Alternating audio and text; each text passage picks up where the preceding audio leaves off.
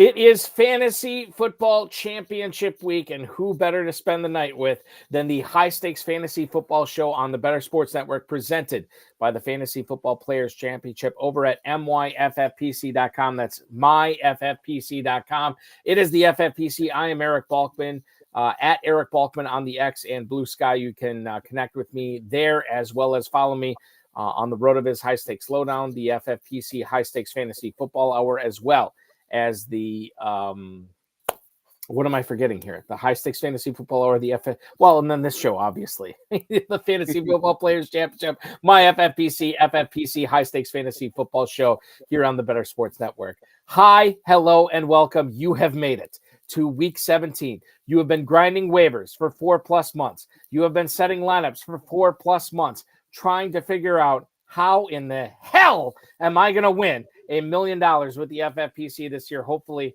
we can help you figure that out tonight. I want to give a shout out and introduce our co-host for this evening's proceedings. He is a guy that you have followed with all his work on the UConn blog. You have followed all of his work at rotoballer.com/NFL, RotoBaller NFL on the X, everything he has written about the NFL and fantasy football. This is the first time we're ever having on the show, Mr. Ryan Goodman at RJ the Goodman on the X. Ryan, good evening, Merry Christmas, Happy New Year, Happy Holidays, and welcome into a very special show tonight. So glad to have you riding shotgun for the next 2 hours with me. Yeah, super excited, Eric. Merry Christmas to all, to everyone who's in their fantasy championship. Super excited to get into it this week. Got a lot to cover on the show.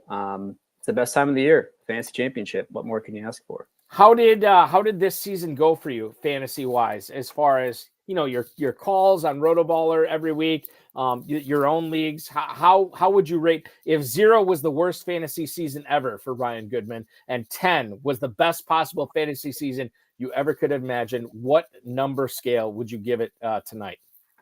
Great question. I would say this year I would give myself about a 6.5. So not too bad, not a horrible year. I had some hits, had some misses, of course. I'm in one fantasy championship, play about 6 leagues, which is honestly like one too many, but it's all good fun. I know there's some people out there that play in, 10 or 15 leagues. But I'm in one championship. I think I wrote an article earlier this year about, or like preseason about, wide receivers to stay away from at ADP. Called out a couple of those. Marvin Harrison, which was good. Puka, which worked out. Puka and Nico, the ones that worked out, but that was because of injury. Obviously, if they were healthy, they would have been, smashes this year. But DJ Moore as well is another one of those that I think I hit on at ADP. So that worked out. But yeah, overall, pretty good fantasy season, I would say. And one championship, at least there's one, at least there's one. That's all that matters. Like, I play in a bunch of leagues every year. I finished just under 2 dozen this year. And if I win one, I will be happy. That's probably not the greatest thing to say on the program tonight. We got Tom Smith hanging out on YouTube watching us tonight. I guarantee that dude is going for multiple fantasy football championships in the FFPC and the KFFSC this weekend. So I will just, say like, hey, we're trying. Ryan and I are trying. We're doing as good as we could. But a lot of times, as with many of these shows, the FFPC viewers are a little bit more talented than us. Coming up on tonight's show, Ryan and I are going to go through the NFL. We're going to tell you everything that you need to know about setting your championship lineup tonight. We're going to talk about that Thursday night game between the Bears and Seahawks. I have some thoughts on that I'm going to bring up with you right away, Ryan, on this as soon as I get done with this intro.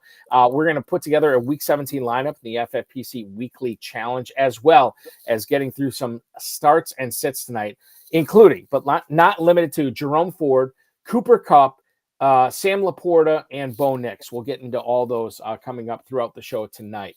I want to bring this up right now. Couple of things for those of you who are looking for action with the Fantasy Football Players Championship. If you are not in contention for $1 million grand prize in both the Fantasy Pros Championship and the FFPC main event, you can join right now The world famous FFPC Playoff Challenge, 2 separate contests. It is the exact same format for both. There is no draft, there is no salary cap. Choose 12 players and watch them ride throughout the playoffs. Win $500,000 if you want to enter for $200.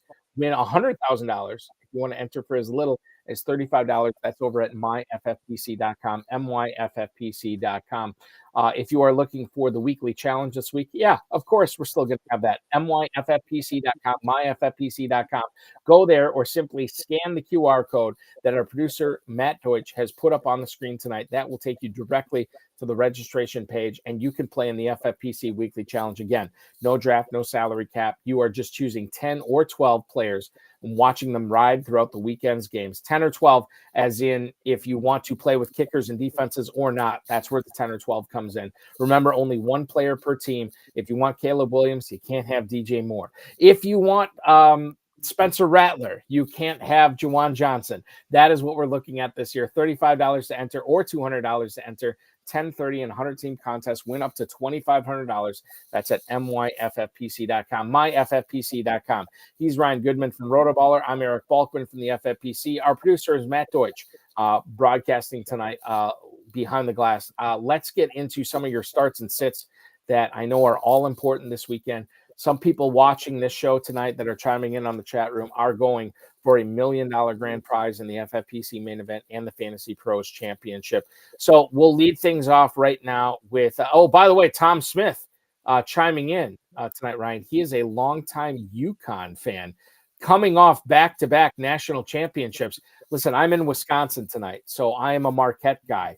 The Big East is going to be fun this year. UConn had a stumble in Hawaii. How do you feel about them the rest of the season as we lead off on a college basketball note tonight? I like him a lot. I mean, yeah, that Maui was tough. Also, shout out Tom. I love it. Love the Husky love over here. But yeah, no, I feel good about them going forward. You mentioned the Maui drop. The Maui dip, they lost 3 straight games there, finished last in the tournament, but they got on track. They beaten Baylor, Texas, and Gonzaga in the 3 out of the past 5 games. So feeling really good about them moving forward after that Maui scare. Potential three-peat still on the board. I'd love to see a three-peat. Not only like I'm not a UConn guy, I'm not a Chiefs guy, but just from the historic aspect of it, right. I'd love to see somebody go 3 Super Bowls in a row. Now, my Packers did it back in the day before there was a Super Bowl, but the Chiefs could do it this year. UConn could do it in the national championship this year and men's college basketball championship. I'd love to see that. So that is your daily dose of UConn leading things off tonight. I want to get into Tom Swift's question, his fantasy football question, right off the top of the bat. Jordan Love at Minnesota on Sunday afternoon, or should he go with Jared Goff? Jared Goff, who is playing the San Francisco 49ers, I believe, this week. He's at San Francisco. So if you could only play one of these guys in a single quarterback league this week, Ryan, would you play Goff over Love or vice versa? I think I'm going Love there. Minnesota is much worse against the pass, so Love has a lot better matchup there. The Lions game should be heavy Jahmyr Gibbs with some Amon-Ra and Laporta kind of sprinkled in there. Their pass D is much more stout.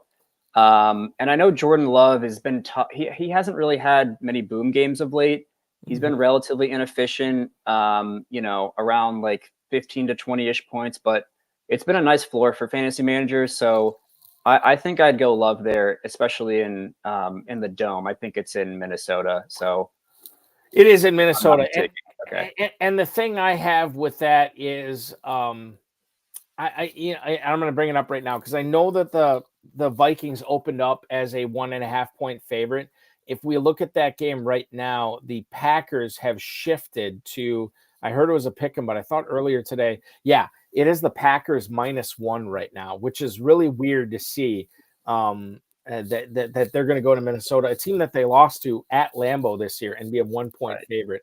I am of the opinion that while Brock Purdy will have to throw more than Jordan Love will have to throw this week, I think that you need to look a little bit deeper into this and understand that the 49ers offense, as good as it has been over the last couple of years, is definitely muted.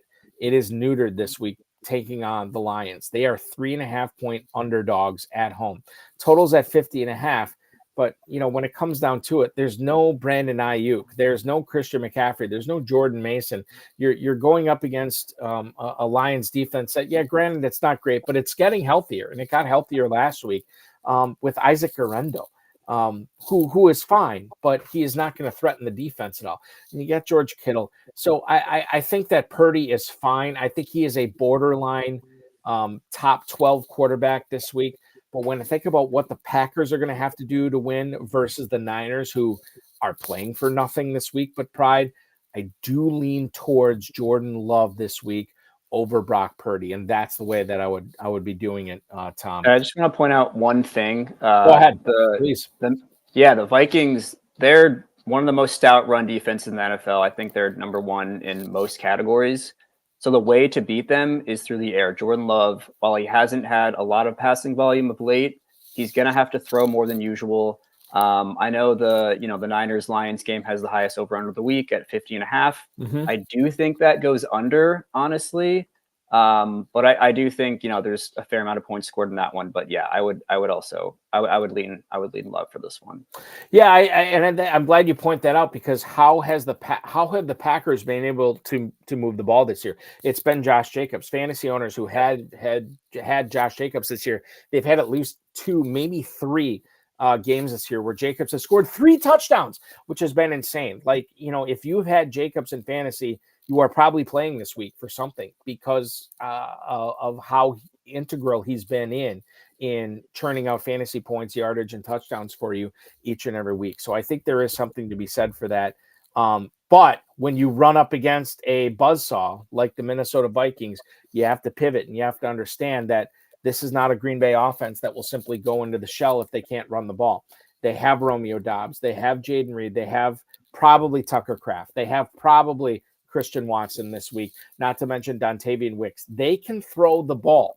This is not a team that will just simply die if they can't run the ball. There is another alternative here, and I think that's why Jordan Love is somebody that you need to be remembering as you're setting your lineups here tonight, as well as Saturday and Sunday. By the way, we have Thursday night football, Saturday afternoon football, and then, of course, Sunday and Monday. So make sure you're setting. I don't know about you, Ryan. I set my lineups yesterday. I set my lineups today. I'll be setting them on Saturday, and I'll be resetting them on Sunday. It's like 4 times this week, but it's the fantasy playoffs. What can you do? Like, this is it's tough. And obviously there's a little bit more nuance and strategy into setting your lineups this week, but this is what we signed up for. We knew it going in. And I think I can't speak for you, but I'll let you speak for yourself.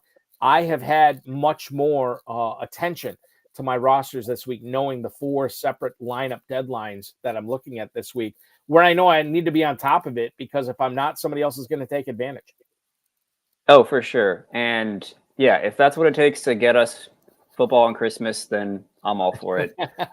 Although the games did not live up to the billing, and of course the NBA games were all, really close and came down to the last minute. But no, yeah, you got to pay a lot closer attention to your roster, especially when there's games on 4 different days of the week, which is 4. Is that correct? 4, right? Not 5. Wednesday, Thursday, Saturday, Sunday. Oh, Monday. Yeah, so there's 5. There's wow, 5. Yeah, I mean, it's crazy. So yeah, just stay on top of things. It makes it harder also to deal with injury reports and to have handcuffs for those players. For example, like Jaylen Warren is a guy who could have been a good fill-in for someone potentially that has like James Conner maybe, but obviously Warren played on Christmas. I'm mostly mentioning that because I'm in that situation. I did not play Jaylen Warren, so I'm hoping James Conner can gut it out. But yeah, so you just gotta be more on top of it in this kind of week. Yeah, we'll get into. I have to look at the rundown here. Yeah, we'll get into the Cardinals running back situation, because selfishly, I have some questions for you on that tonight and how to handle it. But it's one of those things where people. I shouldn't say people. A good number of people have reached out to me on X and Blue Sky and email and text or whatever saying, "Oh, this has to change. We can't do this next year." And I'm like, this is the championship. You should have to work for it. You should have to do whatever it takes in order to put your team on top. So I'm, at least personally, I'm fine with doing a little bit extra this week. I'm playing for, I don't know, half dozen plus championships this week. I want to make sure that I'm doing everything in my power and outworking my opponents if I can this week to try to win, a big grand prize or a first place prize or whatever I'm playing for this week too. So I think that's something to keep in mind. Permar99, longtime viewer of the show, chiming in tonight, has a wide receiver question for us this evening.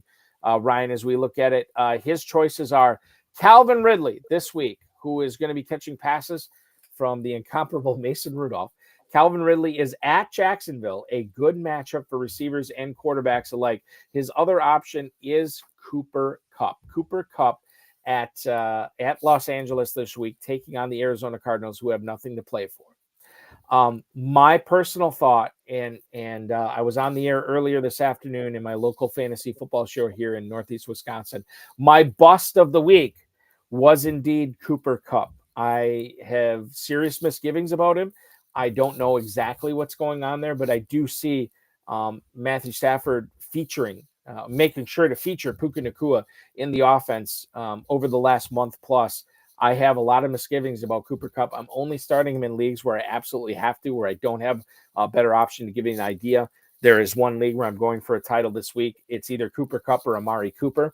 And in the battle of the Coopers, I'm going with Kupp over Amari this week. But I think that's the only league I'm playing Kupp in. I don't really like him at home against the Cardinals. I would be playing Calvin Ridley this week at Jacksonville over Cooper Kupp. Ryan, your thoughts on that? I would agree with you there.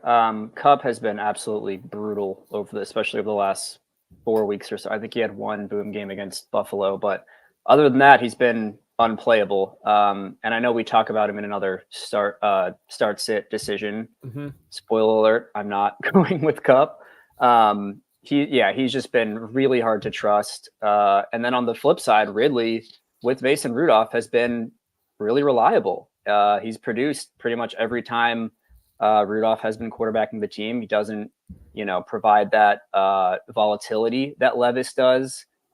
He's not going to, elevate the skill position players to an insane degree, but he's a competent quarterback. He's a veteran that's going to get his best players the ball and keep them happy. So, and to say that Ridley has the much better matchup against the Jaguars. They're bottom 5 against wide receivers and against the pass, and pretty much against every position possible. They're a horrible team.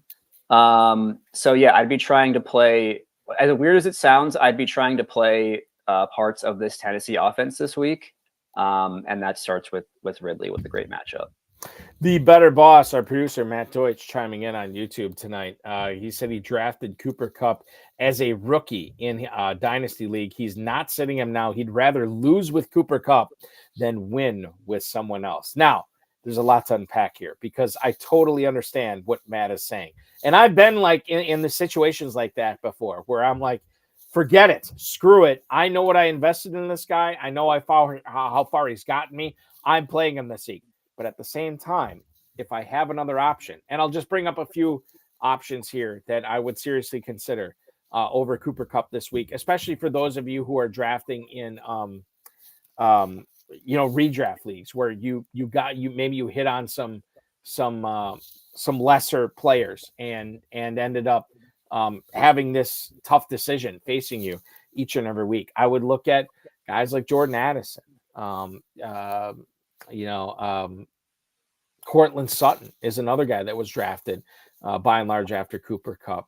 Ladd McConkey is another guy that you'd have to think long and hard about starting Cooper Kupp. Jackson Smith and Jigba, who's been on a tear. I don't think there's any planet that you'd be sitting JSN in favor of Cooper Kupp, but these are all players that you'd have to seriously consider. Bob Harris, who is going to be hosting the show next week with me from Football Guys, has famously said over the last 10 plus years, divorce the stats from the name and you'll probably make better decisions. And I would say that in this case here, I could make a case where Cooper Kupp is going to go Boffo this week, and he's a guy you want in your lineups. However, I could see a lot of different ways it doesn't work out. and you would want that fourth receiver on your team, or maybe that third receiver on your team, or that third running back on your team playing this week over Cooper Kupp. He's been unbelievable, but I think what we've seen from Nakua and Stafford over the last month or so should give you a lot of pause when you talk about playing Kupp in your lineup this week. Maybe it's the best decision for you. It's obviously the best decision for me in at least one of my leagues, but I think you need to take a long, hard look at it before you lock in to anything else. Let's go to Crossed on YouTube here tonight, who has a running back question. Basically, he has to sit one stud running back this week for week 17. And it's either going to be Zach Charbonnet, who is at Chicago tonight. More coming on that in about 15 minutes here on the show. So is it Zach Charbonnet that he's sitting? Is it Devon Achane at Cleveland this week? Is it him? Or is it Bijan Robinson, who is at the Commanders this week? Ryan Goodman from RotoBaller. Who would you sit if you had to pick one of those guys? Is it Robinson at Washington? Is it Charbonnet at the Bears? Or is it Devon Achane at the Browns? This is a tough one. Right when I read that, I was like, wow. You can't play all three of them? That's my first reaction always. Right, Why can you not play all three? Who is being played over Charbonnet in the flex? That's what I want to know. Mm-hmm. But no, if I really had to sit one, I think given that lineup, you've been rolling with Bijan and Achane the whole year. I know Charbonnet's been really good when Kenneth Walker's been out. He's been getting all the opportunity. He's played most of the snaps, and he's probably going to have a great game. But I just think honestly, you rolled the whole year with those players. I would sit Charbonnet probably. Mm-hmm. I would go Achane and Bijan, or Achane and Bijan over Charbs this week. So here's my issue with this question, and this is the way I look at it. You talk about what these guys have been able to do all season. Achane is not going anywhere as far as catching the ball in the backfield. In fact, This is not like a 3 or 4 catch running back we're talking about. We're talking about a 6, 7, 8 catch running back every single week. You really have to make a strong argument for me to set Achane, and Charbonnet is not strong enough. Let's go to Bijan Robinson, a guy that you probably drafted in the top 5 this year in the FFPC, a guy that has been turning it on over the last month. And keep in mind, look at what he did in the first game with Michael Penix at starting quarterback over Kirk Cousins. He was awesome. Gets in the end zone twice, handful of catches as well. I really can't.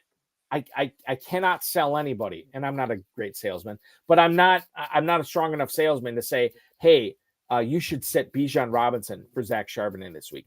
Charbonnet is going to be a good start. For those of you who can put him in your lineup, you're probably going to be happy after what you see, what he does against the Bears tonight. That said, if Robinson and Achane are your other 2 guys, you have to play Achane and Robinson over Zach Charbonnet, my personal opinion. The better boss tonight, let's do this. Wide receiver question. Michael Pittman, Jerry Jeudy, Darnell Mooney. Those are what he's looking at here. Let's rank these guys because I don't know what Matt has to do as far as like sitting 1 or sitting 2 or playing 1 or playing 2, whatever. Michael Pittman is at the Giants this week. So we look at where he's at there. That is a really good matchup. Now, Jerry Jeudy, on the other hand, who I believe is top 3, maybe even leading the NFL in receiving yards. Jerry Jeudy is catching passes from Dorian Thompson-Robinson. Jerry Jeudy is at home against the Dolphins this week. And then the other option is, of course, Mooney, who we just mentioned. They are at the Commanders. How would you rank these guys full PPR this week, Ryan, between Mooney at the Commanders, Pittman at the Giants, or Jerry Jeudy going up against the Dolphins? Oh, I think Mooney is the clear-cut one there. I mean, you look at the first game he had with Michael Penix in 5 receptions, 82 yards, 6 targets. He was a reliable weapon for that rookie quarterback in his first start.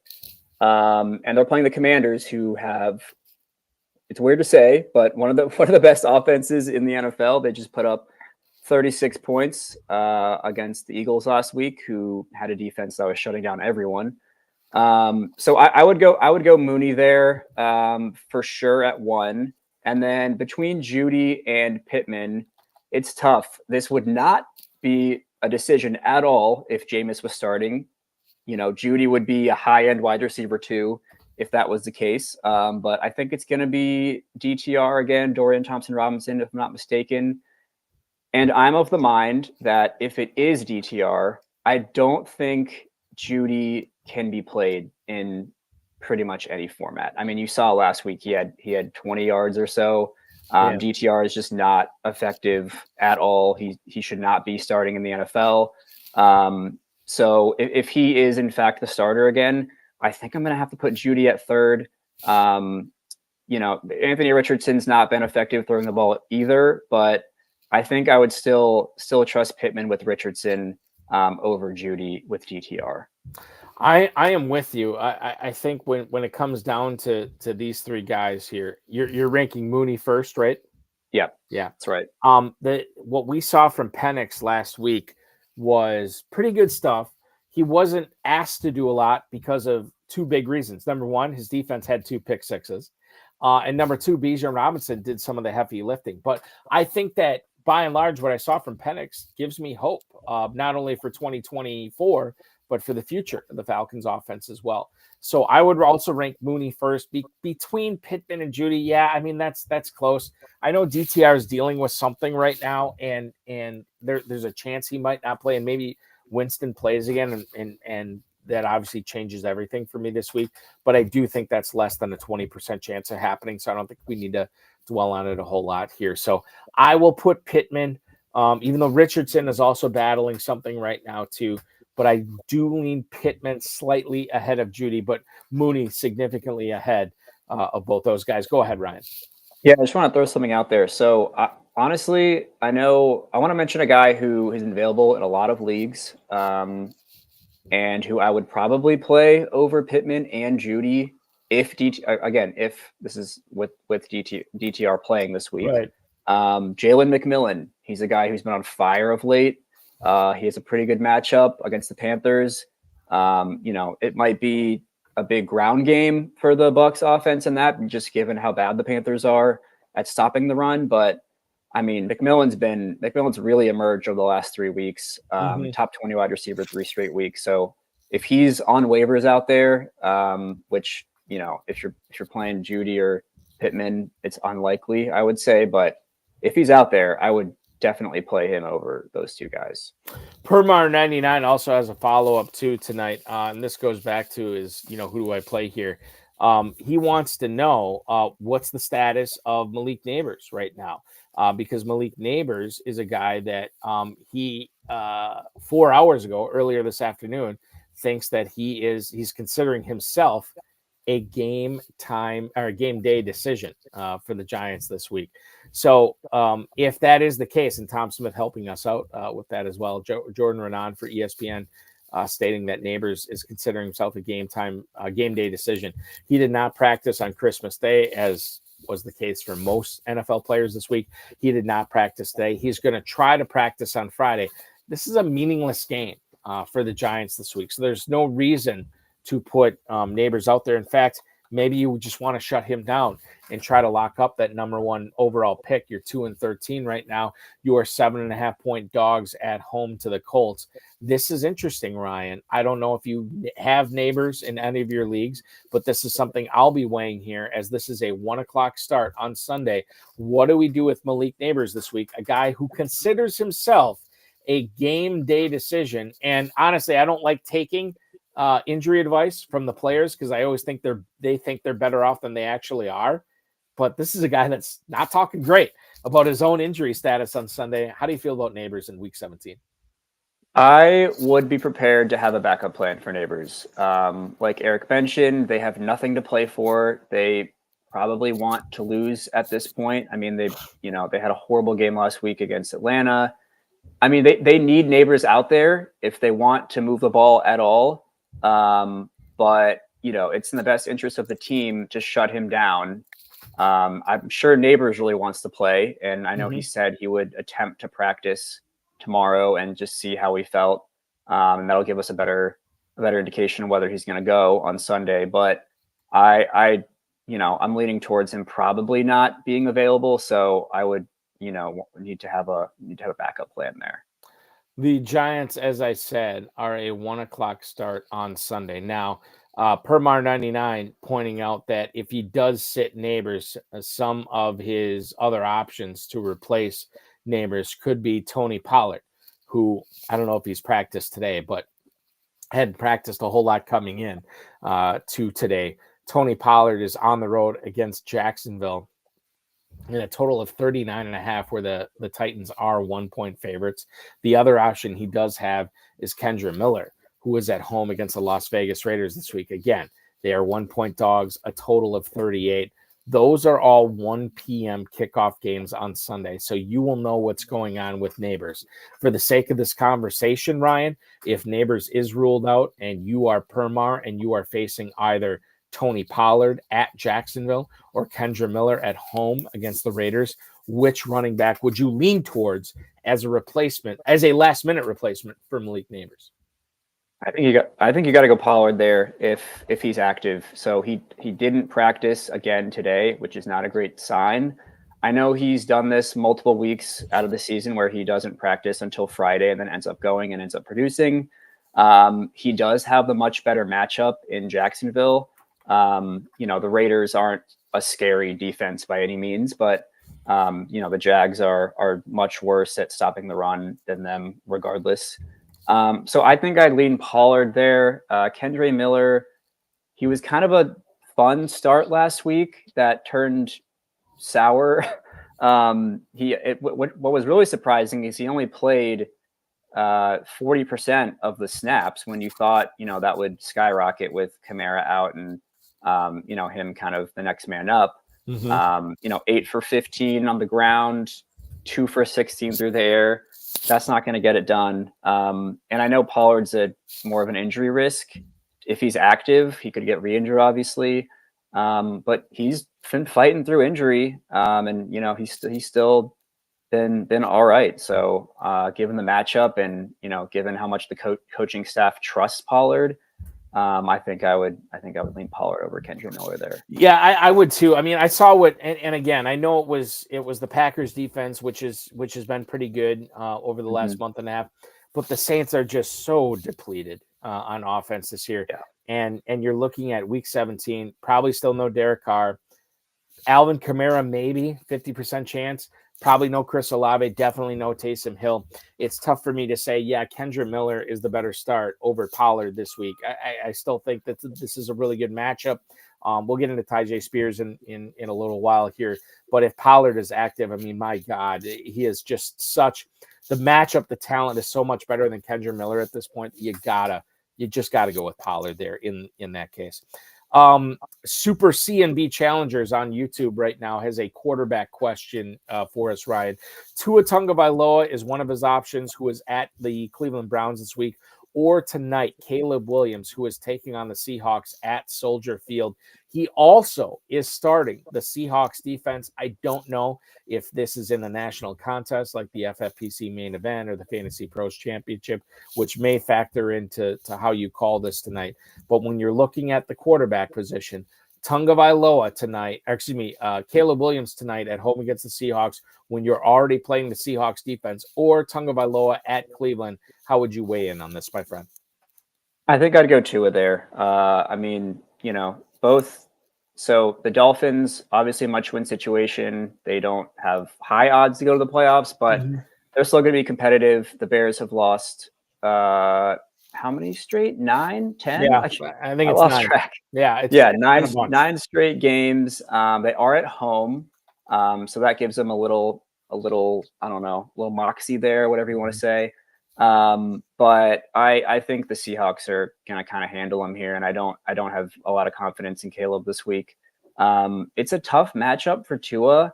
You don't expect a boom game from him, but I think he's a little safer play. Caleb has been incredibly boom bust, and I know Tua did, have a stinker a couple weeks ago with 2 or 3 points. Yeah. But before that, he had 3 or 4 straight 30-point weeks. So I'm going to go Tua there. I'm going to trust Tua in this matchup over Caleb, especially if you're starting the Seahawks D. That's just a weird, weird situation to be in. Yeah, I don't think you need a hedge here.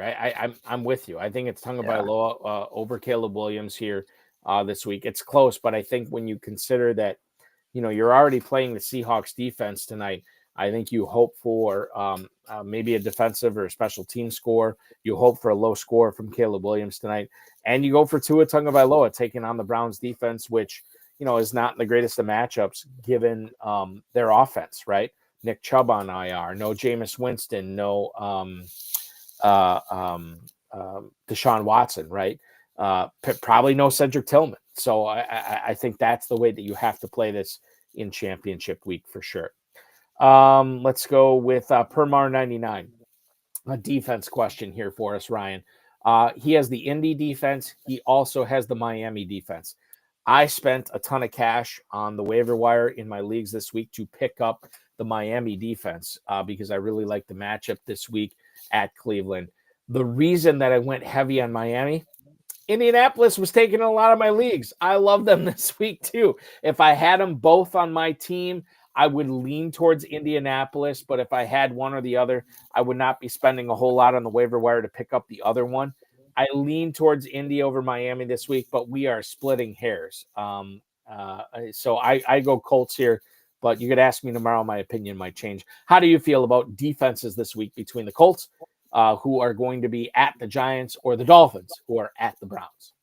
I agree with the splitting hairs thing. I mean, I think they're number 1 and 2 this week for defensive rankings. Tiny edge to the Colts just based on what the Falcons defense was able to do to Drew Lock last week.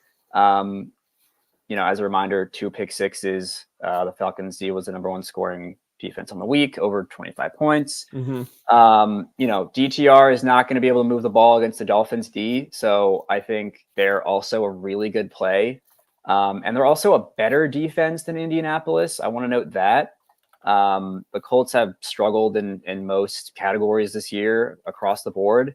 But I just think the Giants offense is so depleted, especially if Neighbors isn't going to be able to go, that the Colts are just in such a great spot. And they should easily win that game and shut down that Giants offense. JRYPY on YouTube has an interesting flex question this week. He can only pick one of these guys, and congratulations, JRYPY. I'm understanding why you are in your league championship game this week, because these are a really good set of players to choose one from. So he can operate here with T. Higgins, who is at home against the Broncos. He can go with Cooper Kupp, who is at home against the Cardinals. His other options are Zach Charbonnet, who is at the Bears tonight, or DJ Moore, who is taking on the Seahawks at home tonight. If I can only pick one of these guys, it's close.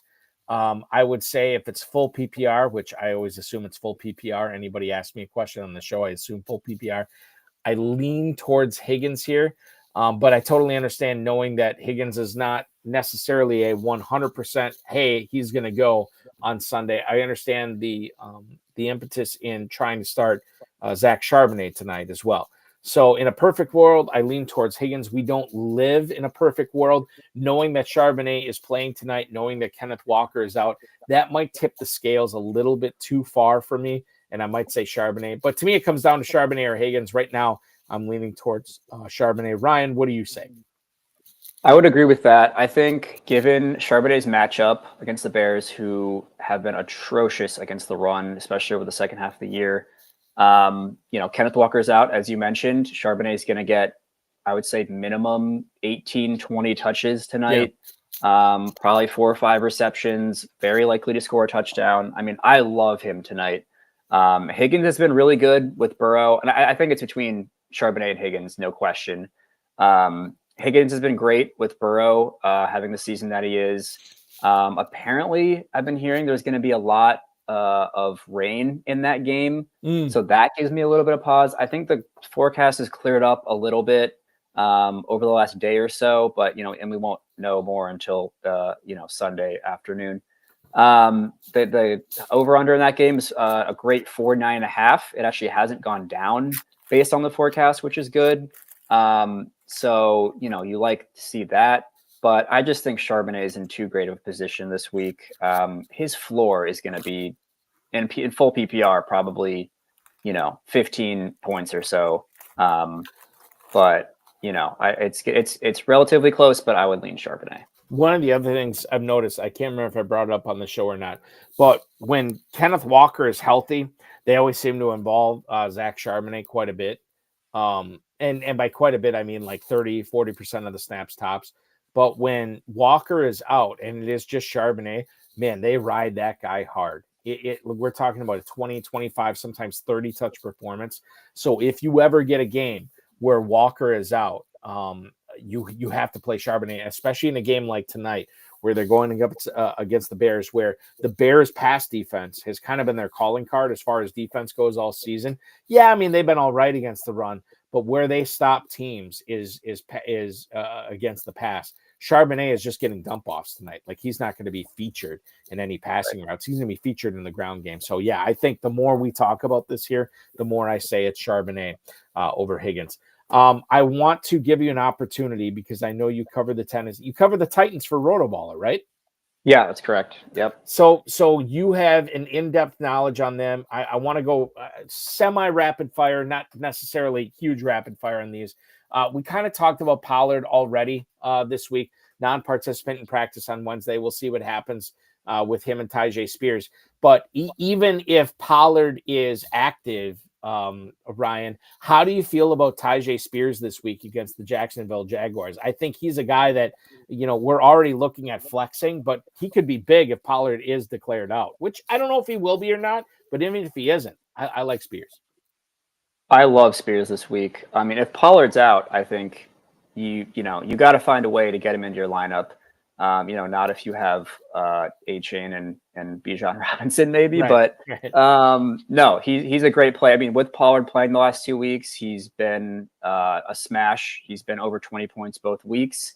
I think he's gotten a little bit of touchdown luck. He's scored, I think, 3 touchdowns in his last 2 weeks, and hasn't really seen like a ton of volume. Mm-hmm. But that is definitely going to change if Pollard is out. He's going to be featured. He's looked great. I mean, he's passed the eye test. He's breaking tackles. He's dodging defenders. The Tyjae Spears we kind of expected, and what we saw flashes of last year. He's had a lot of unluck with. He's had a lot of injuries this year, so he's not been lucky in that regard. But I really like him this week against the Jaguars defense that can't stop anybody. And if Pollard's out, he's gonna go off, I think. Can you talk a little bit about Mason Rudolph as far as a super flex league and how you feel about Mason Rudolph as your second quarterback and sort of the trickle-down effect of what you would anticipate for the Titans this week? We'll talk about Okonkwo in a little bit, but, guys like Ridley, guys like Pollard, guys like Spears with Mason Rudolph in at quarterback, once again, over Will Levis. Yeah, I think Rudolph is not a bad play this week. I mean, he's shown to be fairly efficient. I think for Superflex, for streaming purposes, you're trying to look at, you're trying to get to that 225 yards, 2 touchdown mark. I think he can definitely hit that against Jacksonville, and will hit that. And like you mentioned the trickle down effect. I mean, Mason Rudolph has come in. Chigo Okonkwo is now fantasy relevant. Calvin Ridley has been consistent. Tyjae Spears has been, a great flex play. Right. So the Titans offense has a lot of talent. They just need a steady hand to get them the ball and not make the most boneheaded plays the world has ever seen, as Will Levis has done. Yes. Over the course of the season, to be, fantasy relevant and to produce for managers. So I like Mason Rudolph. I mean, he's not going to be a high-end QB2. He's still kind of in that low-end QB2 to mid-tier. I would probably be looking at other options if you could. There's some streamers like Stafford or obviously Tua or even Caleb Williams probably. But even that is a question, which is kind of crazy to say. But no, I think Rudolph is a decently safe play this week. What about, and final question, I'm going to ask you about the Titans here, Chiga Okonkwo. I had to pick him up in one of my leagues because I'm looking really bad at tight end. We're talking about Cole Kmet, we're talking about Kyle Pitts, guys that just for whatever reason they just don't have any ceiling at all. But Okonkwo is interesting this week. He is coming off a game where he saw 11 targets from Mason Rudolph. He catches 9 of them, tops the 80-yard plateau, and he also gets a 2-point conversion when the Titans lost to the Colts last week. I'm really happy that I was able to get Okonkwo in the 2 leagues I put in for him on, and I'm hoping for borderline tight end 1 numbers this week. Based on what I saw last week. Ryan, how do you feel about him? I think that's totally fair. I mean, with Rudolph in, he's been a really reliable target, short area of field. He's seen 21 targets in his past 2 games, when the previous season high was 5 or 6. He really wasn't involved in the offense at all with Levis. So I think tight end 1 numbers are very within the realm of possibility, and you should even expect that. I think he's a top 10 play this week, sitting around 7 or 8. Again, Jaguars, great matchup for literally any skill position playing them. Right. But yeah, no, I think he's going to have a great week this week, and I would not be scared at all putting him into my tight end spot. I'm glad to hear it too, because hopefully it brings me a title this week in fantasy. We're going to help all of you viewers and listeners out there who are going for fantasy titles this week. Hopefully we can help you get it done over the course of the next 70 minutes that we're on the air. I want to step out and take a quick break. Ryan and I are going to catch our breath. When we come back, we're going to get you into a in-depth preview of Sunday Night Football, which will be going off in less than a half hour. Geno Smith, DK Metcalf, Caleb Williams, DeAndre Swift, and much more. He is Ryan Goodman from RotoBaller. I'm Eric Balkman from the Fantasy Football Players Championship. Don't go anywhere. Our Thursday night preview is coming up next, as well as Ryan and I putting together a lineup for the FFPC Week 17 Weekly Challenge. You are watching the High Stakes Fantasy Football Show on the Better Sports Network.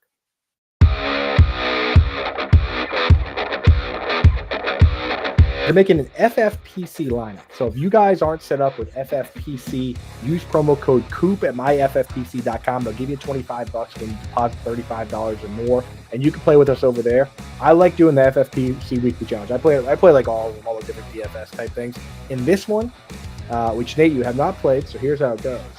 No salary, no draft. You can start anyone you want. The only rule is you cannot start 2 players from the same team. So it makes for a lot of very difficult decisions because there's a lot of chalk. You got to separate the good chalk from the bad chalk, and there's no stacking. So on one hand, you don't have to worry about playing against somebody that starts like Burrow and Chase, and Chase Burrow throws 5 touchdowns to Chase. Like that can't happen here, but we also can't use that for leverage. We gotta kind of navigate around it.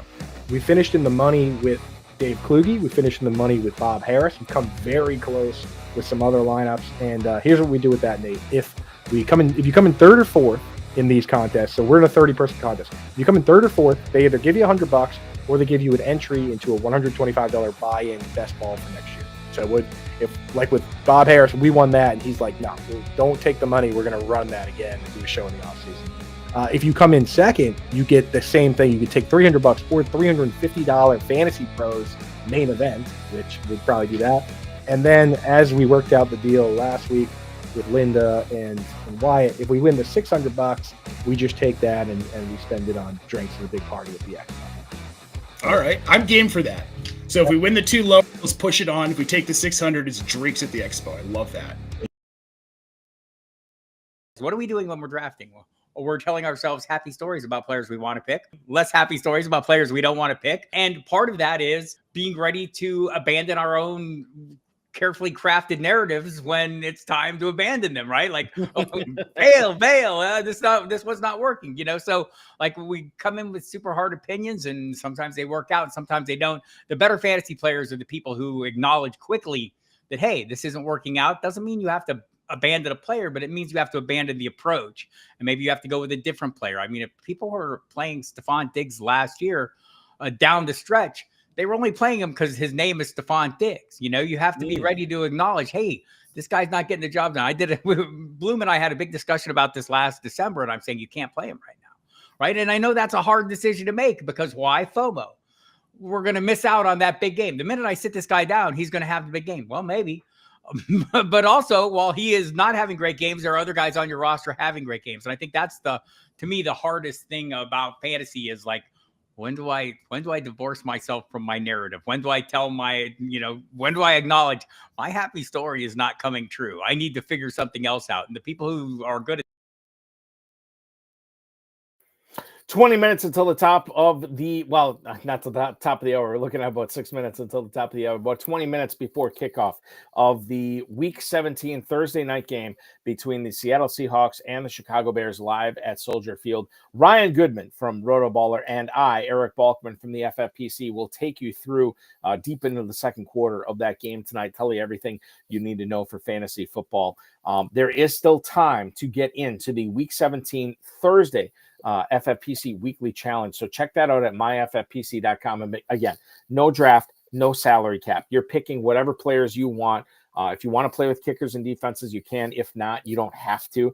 You can enter for as little as $35. You can win up to $2,500 in 10, 30, and 100 team contests. Now, I understand we're pushing it a little bit tonight, 20 minutes until lineup lock. However, don't forget that there is a Saturday weekly challenge this week. So get your lineups in prior to the 1 o'clock kickoff of the Saturday games. Or if you want to take Saturday off too, you can do that. And then just get your lineups in by 1 o'clock on Sunday Eastern time for the FFPC Weekly Challenge. myffpc.com, scan the QR code on the screen that Matt Deutsch has put up, or you can just go to myffpc.com and register right now. You can also, and people ask me all the time, oh, Balky, where'd you get the idea for the weekly challenge? Well, the idea for the weekly challenge came from the world famous FFPC playoff challenge, which is taking your signups and registrations right now at myffpc.com. Enter for $35, you're eligible for a $100,000 grand prize. Enter for $200, you're eligible for a $500,000 grand prize. Again, no draft, no salary cap. You are just putting together one player per team in the NFL playoffs. You can't double up on teams. You can't have Mahomes and Kelsey. You can't have Hurts and Brown. You can't have Josh Allen and Dalton Kincaid. But one player per NFL team. Somebody is going to win $500,000 this year. Check that out at myffpc.com. Let's get into our Thursday night football preview. And I think we did a pretty good job of handling a lot of questions, Ryan Goodman from RotoBaller, in the first segment, because we had a lot of questions about Zach Charbonnet. Let's talk about the other question in the Seahawks backfield tonight, and that is Geno Smith. By the way, I saw it came across the wire, and I want to give proper attribution. John Schneider from a radio interview in Seattle said that it was a high ankle sprain that ended the 2024 season for Kenneth Walker. So we'll have Zach Charbonnet in week 17 and week 18. So he's playing tonight. I want to talk about the other player in the backfield, and that's Geno Smith against this Bears defense, who we know can be stingy against the pass. I don't know how if you play in Dynasty or how you operate your Dynasty teams, Ryan. I am in all single quarterback leagues for my Dynasty formats. So I just totally shit on quarterbacks in those leagues. I don't care. I'm loading up at running back. I'm loading up at receiver. And Geno Smith has been carrying. Now I wouldn't say carrying me, but he has been my quarterback for one league where I'm in the Dynasty champion or the fantasy championship this week. I am playing Geno Smith against the Bears defense. I don't feel great about it. And I want to get your opinion on this, because I think if you have Geno Smith, you should probably break ties against him if you could. I would rather play Caleb Williams tonight. I'd rather play, Anthony Richardson if he's able to go. I'd rather play Bo Nix would be another good example of players I'd rather play. I don't feel great about Geno Smith, but I'm holding out hope that I'll get 200 plus passing yards from him and maybe a touchdown or two. How do you look at Geno Smith tonight against the Bears defense? Yeah, no, I have the same thoughts as you. I don't love the start. I think, he's not bad for 2 QB leagues. If you have him in a super flex league, you're probably rolling him out there. 1 QB, I think there's a lot of good streaming options that you could play over him.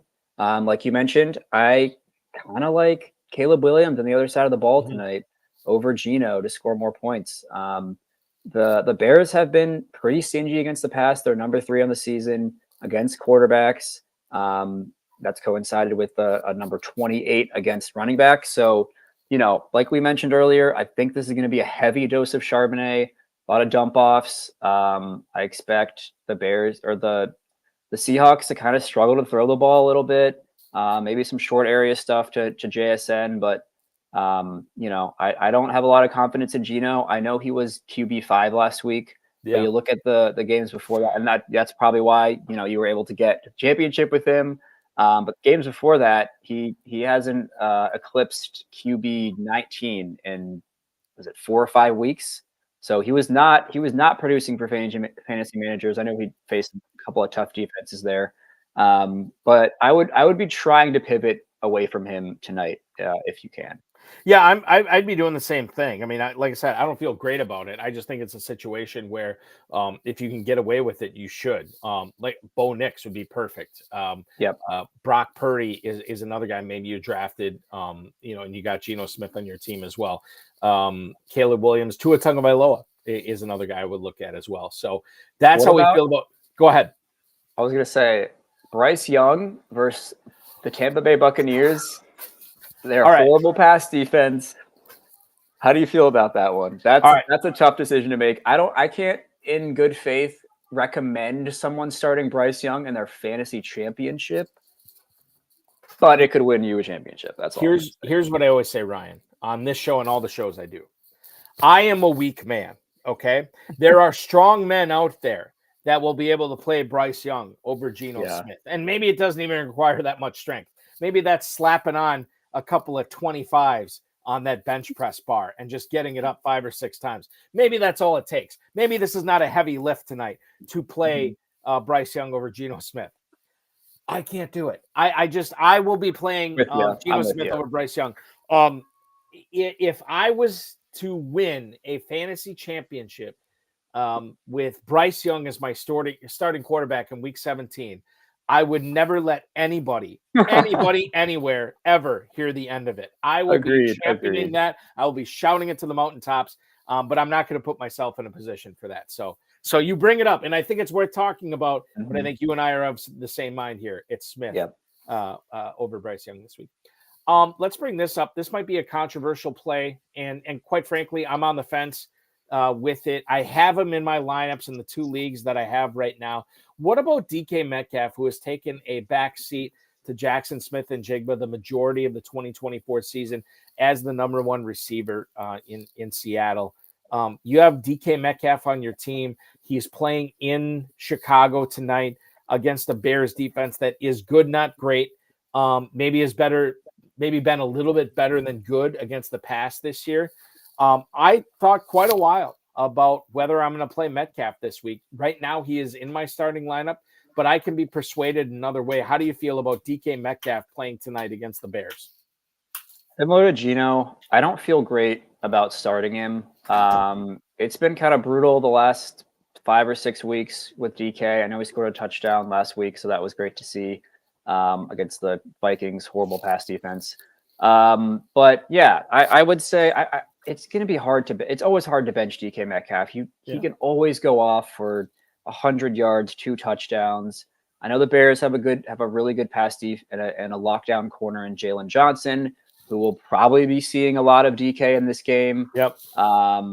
But I think DK just you want to downgrade him given his struggles in the matchup, probably to high-end wide receiver 3, low-end wide receiver 2, compared to his usual kind of low-end wide receiver 1 production during his career in Seattle. But I still feel okay playing him. I would just temper expectations there and not expect a big game. That's how I am. I'm playing him. I don't expect much. Honestly, if he gets me double digits in full PPR, I'm okay with it. I think that's fine.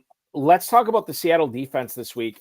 In a bunch of my leagues, because we're looking at the final week of the season, right, Ryan? Like this is where you want to shoot your wad. This is when you want to make sure that you're not worried about what's going to come down the pike for the remainder of the season. I picked up the Seattle defense. I was talking about how I picked up the Miami defense in a bunch of leagues. I picked up the Seattle defense in 2 of my leagues. I'm playing them tonight against Chicago, and I feel pretty good about it. And I know they're on the road. I know they have to go, ahead 2 time zones, but I feel pretty good about them being a sleeper defense this week. For those people that are that maybe picked them up that are kind of on the fence right now, 10 minutes before kickoff, would you advise them looking really long and hard about the Seattle defense against Caleb Williams and the Bears tonight on the road? I would. And honestly, like I wouldn't even really classify them as a sleeper. I would straight up say that they're a good play, borderline top 5 defense play this week. The Bears have a bad offense. They have a lot of talent, but they've floundered over the second half of the year. They've just been very inconsistent. Caleb Williams actually hasn't really thrown that many interceptions. I think he has 5 interceptions, which is, he's done well taking care of the ball. But the thing is that he gets sacked, it seems, a million times a game. Yes. The Seahawks are which might be Ryan might be part of the reason he hasn't thrown that many picks is he's taken all That's those true. sacks. Yeah, exactly. He's just getting sacked all the time. He can't even throw. But yeah, no, the Bears have lost 9 straight games. They've gone over 20 points in one of those games. The Seahawks have a pretty formidable defense. Although it can be inconsistent, this is a must-win game for them. I think they get up for this game, although it's on the road. I think the Seahawks are borderline top 5 play, and I definitely would advise managers to play them. I think the only defenses I would play over them are, Colts, Dolphins that we mentioned earlier. Those Chargers. are the 2. Those are the 2. Yeah. I don't know about the Chargers. I think I would play Chargers is borderline because the Patriots offense has kind of looked, feasible over the past few weeks, but I think Chargers is borderline, but other than that, Seahawks is right there. Okay, good. I feel better about this now, and hopefully the Seahawks D can come through.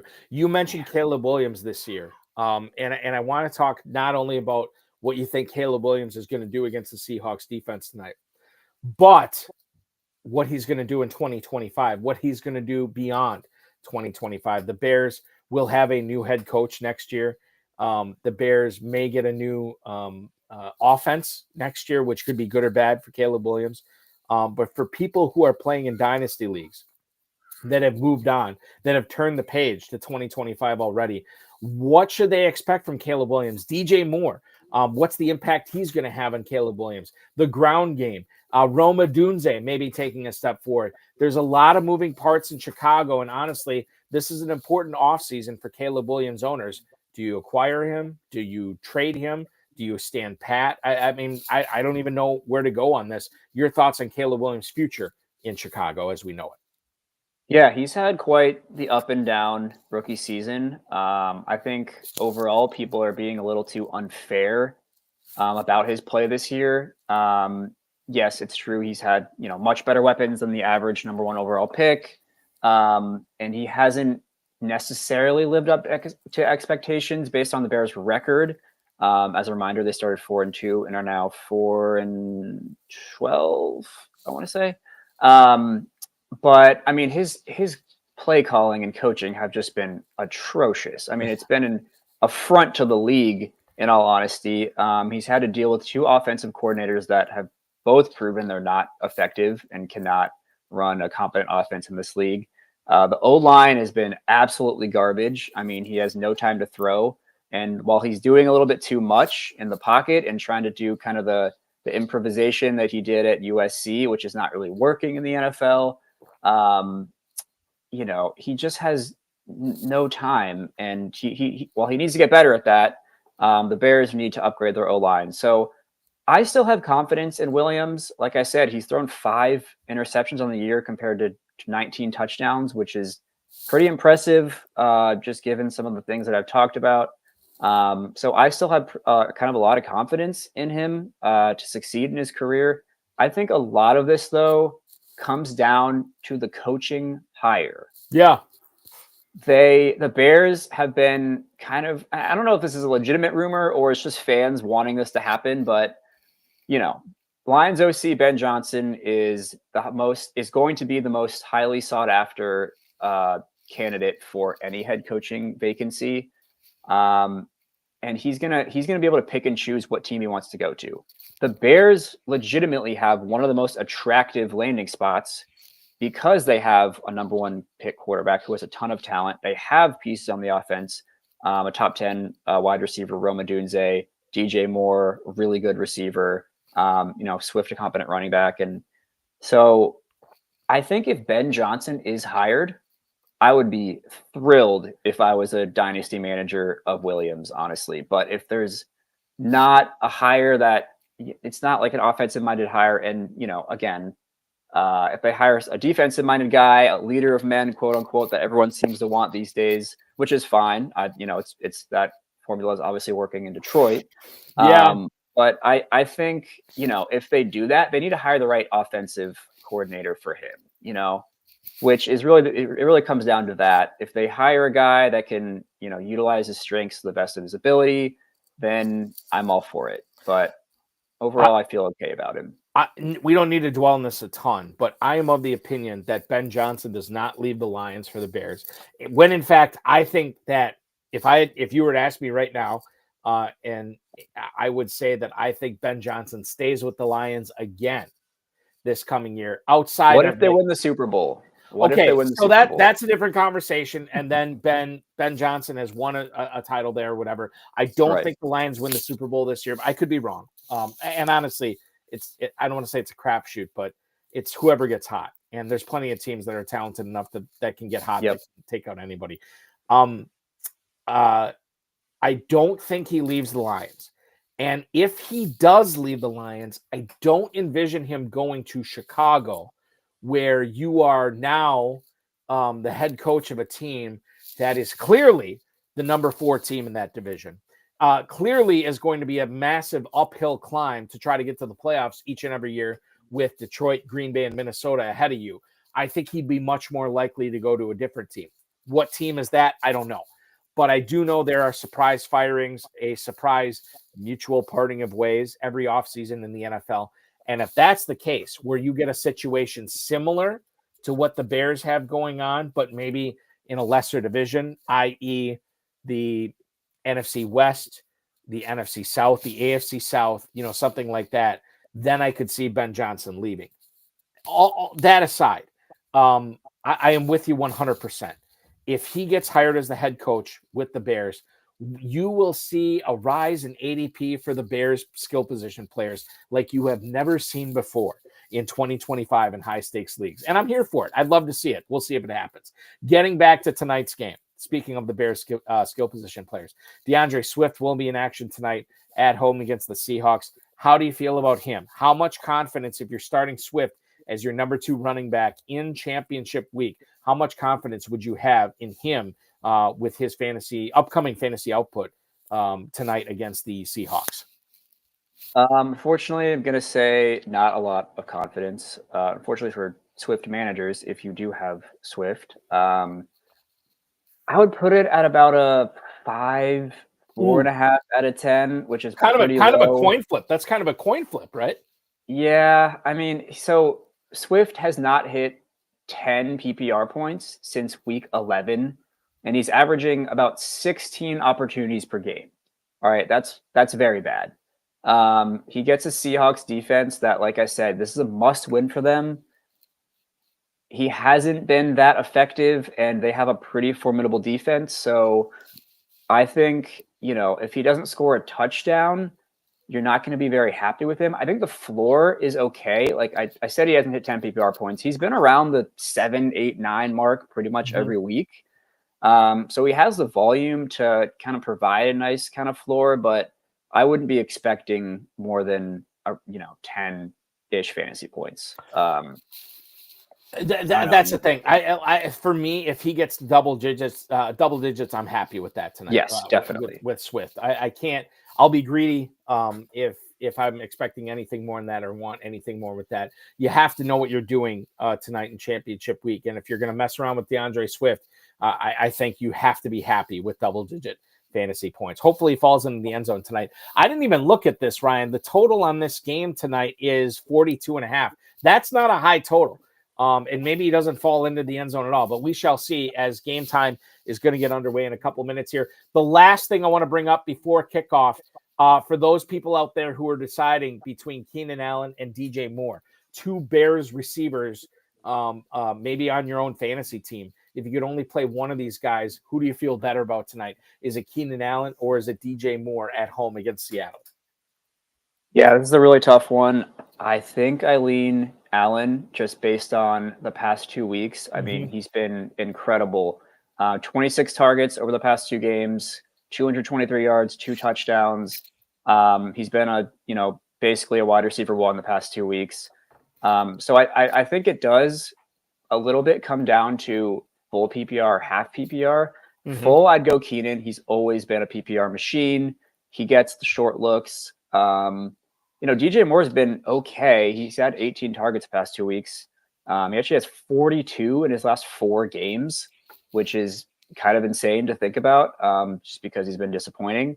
He had that one boom game where he had 16 targets against the Lions. But I also think it depends on what you're looking for. If you're looking for more upside, I think Moore could be the play here. I mean, he's got the big playability. He's the one that can go create a 60-yard touchdown out of nothing. Allen's gonna, kind of PPR his way into fantasy relevance as he does. But so I would say slightly Keenan would be the preference there. But if you are looking for, a lot of upside, then maybe go with Moore. I think that's the way I would do is, I mean, you have to understand, especially for those of you who are in these head-to-head matchups in week 17 for your championship week. If you know you're an underdog and you know you got to make up points, DJ Moore, you could do a lot worse than that. That said, I have seen Keenan Allen outperform what I thought he was going to do the last couple of weeks, but I do think Ryan, I'm kind of with you. I think those are kind of outliers. So I think the upside is DJ Moore. I think the higher ceiling is Moore. But if you're just looking to, keep a lead and get a status quo performance, Keenan Allen probably has the higher floor of the 2 players tonight. So that is our Thursday night football preview. The game is scheduled to kick off here any minute. We will give you live updates on what's going on with that as it goes on over the next 45 minutes. For right now, I want to get into our Fantasy Football Players Championship weekly challenge, week 16 or week 17. I beg your pardon. Now, once again, we are going to put together a lineup tonight, Ryan and I, a quarterback, 2 running backs, 2 receivers, a tight end, and 4 flexes for the FFPC Weekly Challenge. Feel free to dupe us if you'd like. You can definitely do that with your FFPC account. Enter for as little as $35, win up to $2,500 this weekend in the FFPC Weekly Challenge. This is the exact same format as our world-famous FFPC Playoff Challenge, which I've been giving you details about throughout the show, and I will give you more details as it goes on how to win that and or how to enter that and maybe win a $500,000 grand prize this year as well. For right now, we're going to set our lineup for week 17 only here, Ryan. There is a cutoff tonight that has already taken place since we are underway here in this game, but there is also a cutoff at 1:00 on Saturday and 1:00 on Sunday. I am fine with a 1:00 Saturday cutoff or 1:00 Sunday cutoff, whatever you want to do here tonight. And maybe you already have some players in mind. Let's get to it. I'll let you start anywhere you want tonight in building this lineup. As a reminder for the viewers, 1 quarterback, 2 running backs, 2 receivers, a tight end, and 4 flexes. Ryan, where would you like to begin for our first player in our FFPC Weekly Challenge Week 17 lineup tonight? I'll start us off, top of the list, QB. I'm going to go with Jaden Daniels of the Washington Commanders. Okay. He threw 5 touchdowns last week against a very good Philly D, adding on 81 more rushing yards. He faces the Falcons this week, I know they had 2 pick sixes and shut down the Giants offense last week. But reminder, they're not a great defense, 26 against quarterbacks this year. So I'm going to go with Jaden Daniels to have another boom game this week.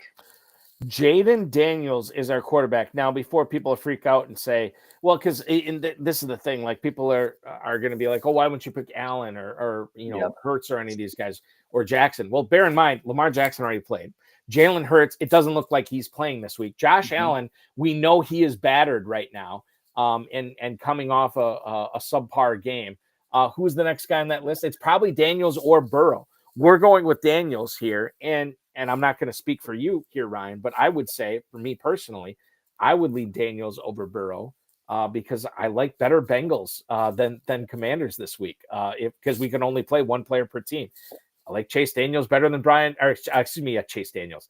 I like Chase Brown better than Brian Robinson. I like Jamar Chase better than Terry McLaurin. I like T. Higgins better than Terry McLaurin. So I think that by picking the Commanders quarterback here, it leaves us a lot of options for the remainder of the team. So we will go with Daniels as our quarterback. You have my full support here. You want to go keep it in the backfield with the running back situation? Sure. I'll start us off. Running back 1, I'm going Bucky Irving against the Carolina Panthers. Ryan Goodman is so this is this is one of the best starts we've ever had to this in recent memory, where we are kicking things off with Jane Daniels and Bucky Irving. The top of the board be damned. We're not taking Barkley against the Cowboys. We're not taking Gibbs against the Niners. That's too chalky. Or maybe it's not, because this is only one running back situation or one running back position here for the situation tonight. But Bucky Irving at home against the Panthers. Man, there's a lot to like here. I'm sorry for interrupting you. Tell us more about why you like Irving as your top running back here. I mean, when Irving's been healthy, he's been an absolute monster on the field. The Carolina Panthers they can't stop anyone on the ground. They're last in the NFL in pretty much every rushing defensive metric. Irving's been getting a lot of volume, had another great game last week, 16 for 68 and a touchdown against the Cowboys. I think he has overall weekly running back 1 upside, and I would put him right up there with the Saquons, with the, Jahmyr Gibbs and all those guys this week. I think he's an absolute smash play, and he's going to feast on that Carolina D. Ryan, let me put you on the spot here. The FFPC will open up the 2025 drafting in about 3 weeks or so, roughly. As it stands right now, knowing what you know right now, if you were drafting a 2025 league right now, where would you take Bucky Irving? Is he a 3rd round pick? Is he a 4th round pick? Is he a 5th round pick? Is he higher than that? What round do you think that you'd be comfortable taking Bucky Irving in the FFPC next year? And this is a redraft. Right, is this a redraft league? No dynasty, just simply redraft. Yes. I don't know. So I would probably say somewhere in the 3rd to 4th round. I don't know Rachaad White's contract situation right now. Like if he's going to get signed by a new team and then it's just Irving has the backfield to himself, then I would move it up maybe a little bit. But if both of them are there next year, because they do split snaps, pretty down the middle. I know Irving gets pretty much the bulk of the carries, but if he has a backfield to himself, I'm going early 3rd round, maybe even higher if I can talk myself into it over the offseason. But with Rachaad White there, probably around 4 to 5, I would say. Rachaad White is under contract for next year, and he is a free agent after 2025. Gotcha. So we're looking at round 4. Round 4 maybe round 5 for Bucky Irving. Okay, perfect. Okay, so we got our first 2 players, Jaden Daniels, Bucky Irving, pair of rookies here. Where are we going next, my friend? All right, next at running back 2, I can't pass up Jahmyr Gibbs. I mean, he without David Montgomery there, with him getting all the touches, I mean, he's already the most efficient back in the NFL. With him not splitting touches with David Montgomery, I mean, he's the number 1 running back. I can't, it's just every single week with Jahmyr Gibbs. The knock on him is that he splits the backfield with Montgomery and doesn't get all those touches, but he's still a top 10 running back while playing, 50% of snaps or whatever. If he's playing above 80%, it's game over. I mean, if you have Jahmyr Gibbs in the fantasy championship, then you're feeling pretty good right now. I'm playing against him, so I don't feel good. Yeah, I wouldn't. I'm looking at it right now. That is the highest total of the week, is that Niners Lions game. We're sitting at 50.5 right now. The Lions have a positive game script in store, or should have a positive game script in store for Jahmyr Gibbs, as they are 3.5-point favorites. I feel like even though as chalky as Gibbs is, when you start off the team with Daniels and Irving, we can get away with Gibbs here. So you have my full support here. This is an explosive backfield. Players with high floors and definitely high ceilings with Daniels, Irving, and Gibbs. You're off to a great start. Let's keep it going. Where are we off to next? Receiver, tight end, or flex? Let's go tight end. I'm gonna also go chalk again there. I'm gonna take Bowers.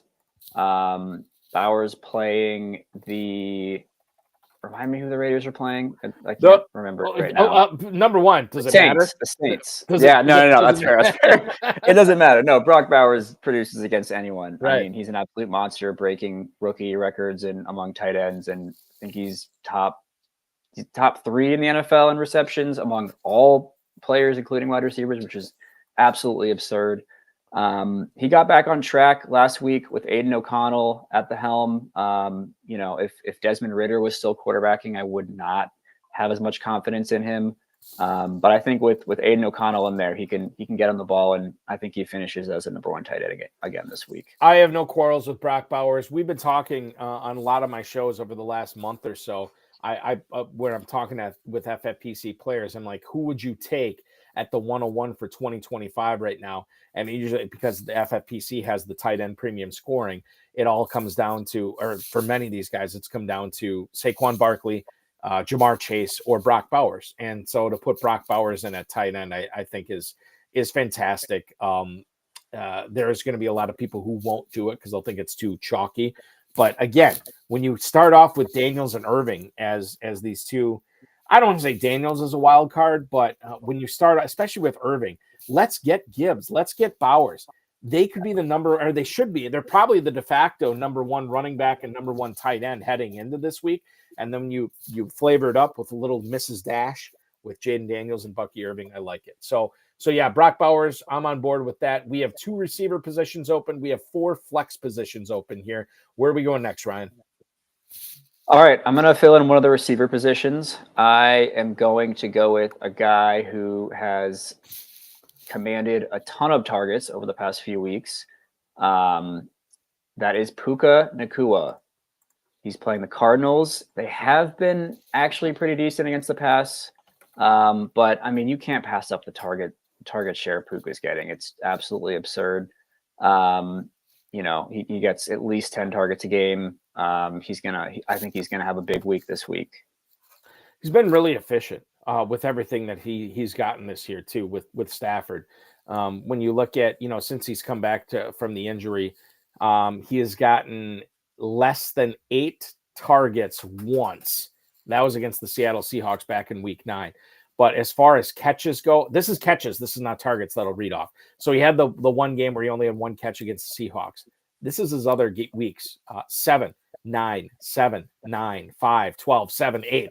This guy is doing it all right now. He has hit more than 100 yards 4 times since week 8.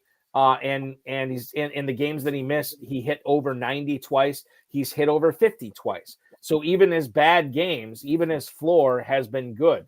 We're fine with a good floor player here, especially a floor player who has found the end zone 3 times over the last 6 weeks. Puka Nacua is almost inarguably the number 1 receiver for the Rams right now. You have my wholehearted blessing on him here as well. It's a youthful team so far, but youth is king, to borrow a line from Sammy Hagar from Van Halen. Youth is king, and it is king of this team. We're going to keep it going here. We have 1 receiver spot open and 4 flexes. Where are we going next?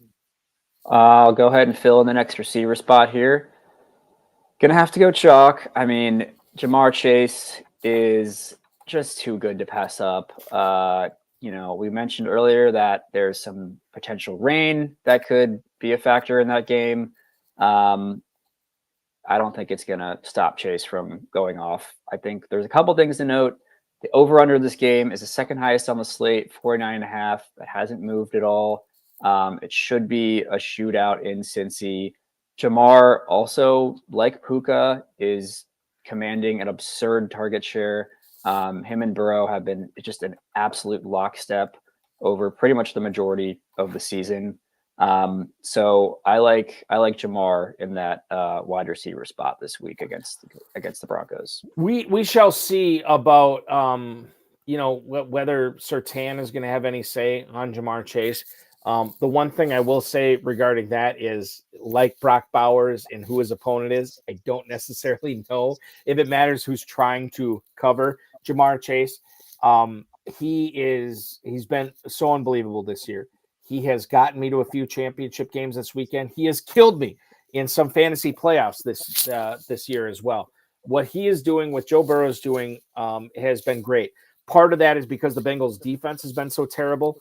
So I think if they do address that in the offseason, we need to understand that the Bengals offensive juggernaut that has been so awesome this year with Burrow, Chase, Higgins, Chase Brown as well, may not be the same in 2025. Or, and I know Burrow says they want to have Higgins and Chase back next year.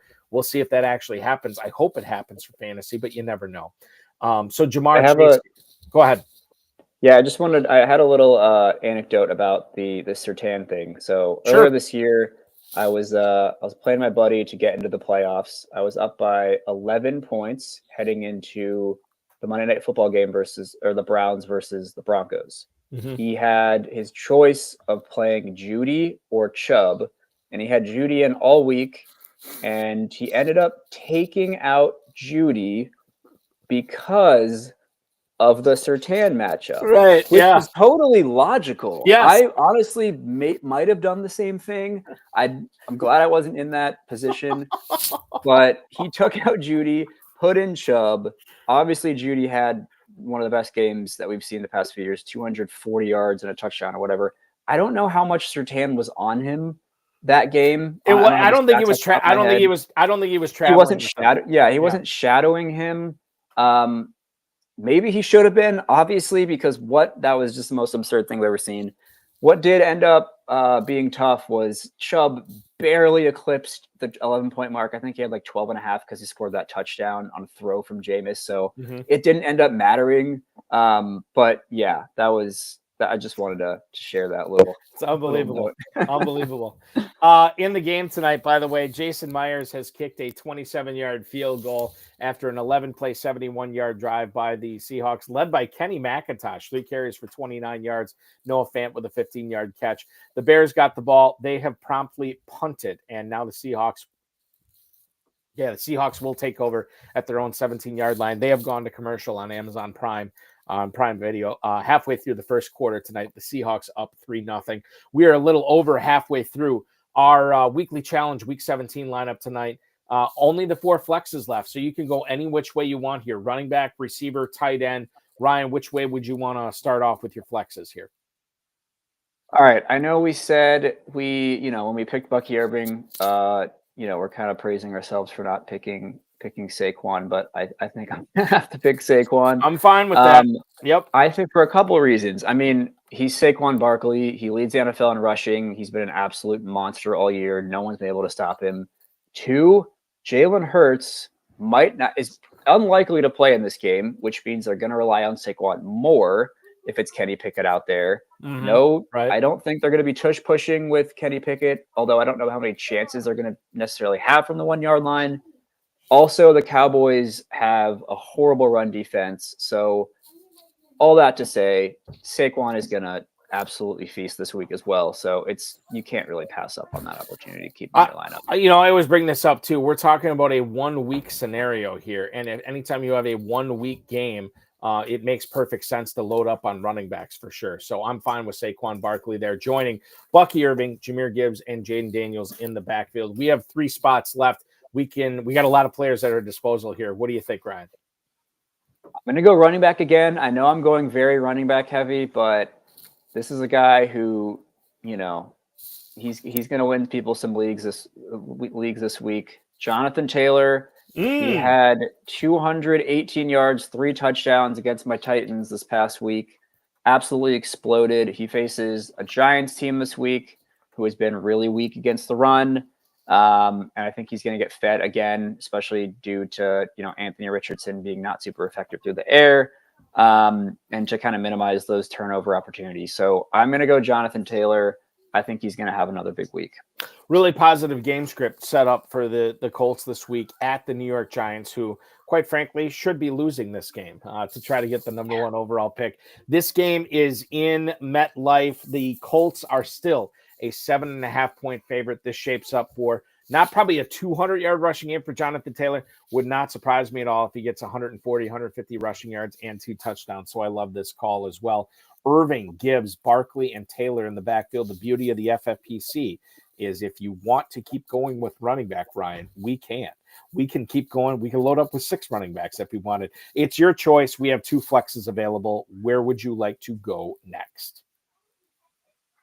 Well, I'm going to pivot to receiver now. And based on our lineup, we took Gibbs, so we can't take Amon-Ra. We took Bucky Irving, so we can't take Mike Evans, which were 2 guys I was considering, splitting between those. The obvious choice is Justin Jefferson, but I am not going to go Justin Jefferson. I'm going to have a little fun with it, and I'm going to pick Ladd McConkey. Oh, yeah. Of the Los Angeles Chargers. I'm not saying that I think he's, for sure going to outscore Justin Jefferson. Just a couple of reasons. McConkey has been awesome this year. He's, his target share has grown through the second half of the year. He's, he's gotten over 50 yards in, 10 straight weeks or something crazy. I think he's going to, he has a pretty good matchup against the Patriots. I don't think he's going to see a lot of Christian Gonzalez, their lockdown corner there, because he plays a slot most of the time. And he's kind of a PPR machine. He's kind of filling that Keenan Allen role that he locked down for however many years he played in Los Angeles or for the Chargers. So I'm going Ladd McConkey here. What do you think about that? I am good with it. Ladd McConkey has not gotten 50 straight receiving yards in the last 10 weeks.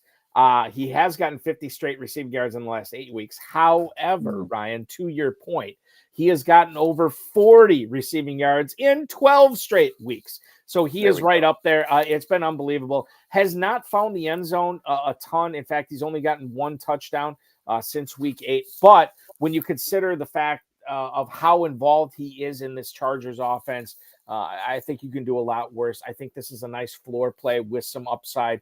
Ladd McConkey going on the road to the Patriots defense this week. To your point, I don't think he does see a whole lot of Christian Gonzalez, and I think he's a vehicle for the Chargers matriculating the ball down the field, to borrow a phrase from Hall of Fame coach Hank Stram. So Ladd McConkey, definitely not a chalk play, but a guy that could get you up there as far as points go when everybody else is swinging for the fences with these one-hit wonders, one-catch wonders. We got Ladd McConkey on this team, so I'm on board with that.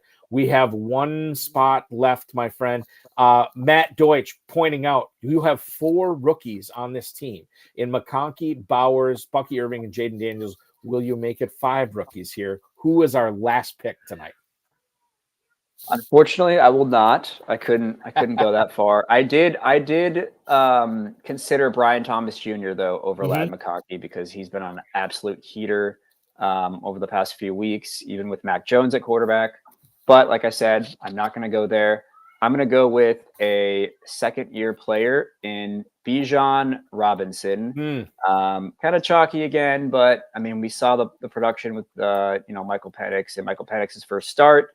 Robinson with 24 PPR points. He had 24 opportunities, over 100 yards from scrimmage, 2 touchdowns.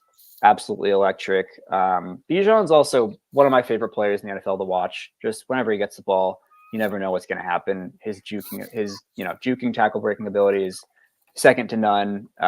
He's one of my all-time favorites. Not all-time favorites, but favorite players to watch this season. So I'm going Bijan this week. Again, this is a guy that this past week, with Michael Penix making his first start, took center stage on this offense, and he could do it, quite frankly, 2 weeks in a row. This is a quasi playoff game for the Falcons as they try to stay in the playoff race for the NFC South title with the Tampa Bay Buccaneers. So I think to get Robinson on this team, if they're ever going to ride him, now more than ever is the time to ride up. That will complete our weekly challenge lineup for week 17. Ryan Goodman has put together a very strong and interesting lineup here tonight. The quarterback is Jaden Daniels.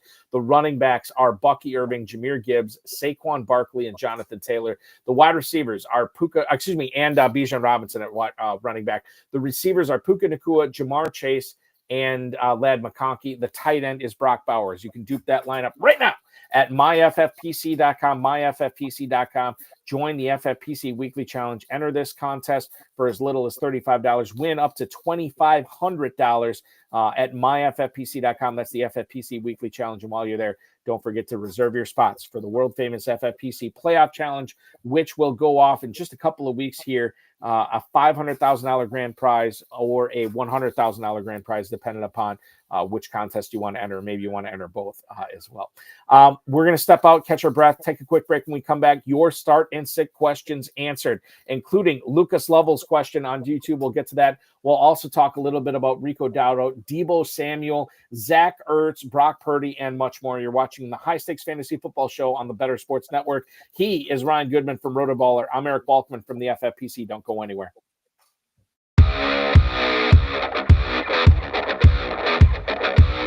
They're making an FFPC lineup. So if you guys aren't set up with FFPC, use promo code COOP at myffpc.com. They'll give you $25 when you deposit $35 or more, and you can play with us over there. I like doing the FFPC Weekly Challenge. I play like all the different DFS type things. In this one, which Nate, you have not played, so here's how it goes. No salary, no draft. You can start anyone you want. The only rule is you cannot start two players from the same team. So it makes for a lot of very difficult decisions because there's a lot of chalk. You got to separate the good chalk from the bad chalk, and there's no stacking. So on one hand, you don't have to worry about playing against somebody that starts like Burrow and Chase, and Chase Burrow throws 5 touchdowns to Chase. Like that can't happen here, but we also can't use that for leverage. You gotta kind of navigate around it. We finished in the money with Dave Kluge. We finished in the money with Bob Harris. We come very close with some other lineups, and here's what we do with that, Nate. If you come in third or fourth in these contests, so we're in a 30-person contest. If you come in third or fourth, they either give you $100 or they give you an entry into a $125 buy-in best ball for next year. So if like with Bob Harris, we won that, and he's like, no, don't take the money. We're going to run that again and do a show in the offseason. If you come in second, you get the same thing. You could take $300 or $350 Fantasy Pros main event, which we'd probably do that. And then as we worked out the deal last week with Linda and Wyatt, if we win the $600, we just take that and we spend it on drinks and a big party with the Expo. All right, I'm game for that. So if we win the 2 low, let's push it on. If we take the 600, it's drinks at the Expo. I love that. Welcome back to the High Stakes Fantasy Football Show on the Better Sports Network. He is Ryan Goodman from RotoBaller.com. Of course, RJ the Goodman on the X. I feel this is bad. I have not plugged your Twitter once tonight, at RJ the Goodman. How did you come up with that? Is it just like, I'm RJ and I'm the good man? Obviously, play on your last name. Is that how you came up with it? Pretty much just, people call me the good man. So RJ, the good man. He is the good man of Ryan Goodman hopping aboard tonight. There is a timeout in the game tonight. The Seahawks have the ball on their own 5-yard line. Am I looking at this right? I think I am. I could be wrong. Matt Deutsch can help me out with this. 3:45 to go in the first quarter right now. Still 3-0 Seattle. So thank you, Matt. He is confirming that. We brought up the FFPC Weekly Challenge. We just put together that lineup. Of course, the FFPC Playoff Challenge going on at myffpc.com. If you are looking for a 2-screen experience, go ahead and enter those weekly challenges and get in the FFPC Playoff Challenge while you are waiting for real football to resume tonight and take your shot at a $500,000 grand prize. Let's get into some championship week start or sit questions here tonight for you, Ryan. We'll lead it off with Lucas Lovell from YouTube. He's got Sam Darnold. He's got Justin Herbert. He's got Brock Purdy. A lot of good quarterback options here this week for him. He can only play one of them in week 17. So we look at this. Brock Purdy is at home against the Lions. Justin Herbert is at New England. We just talked about that.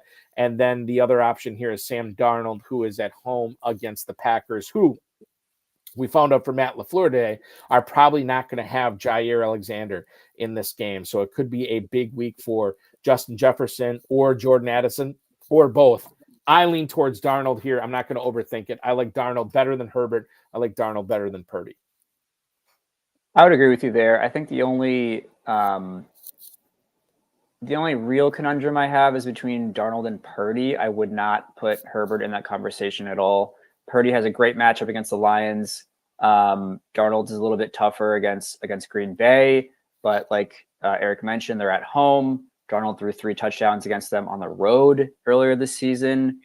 Darnold's just been playing great football, and the 49ers are kind of all out of whack. I know they're at home, but I think I'm leading Darnold there in the fantasy championship. You bring up some good points. But we ultimately find our way to the same path. It is Sam Darnold here in those 3 options. Let's get into some running back start or sits here. Chuba Hubbard or Aaron Jones. If you can only play one of these guys this week, again, this is fantasy championship, so you're going to have to make tough calls.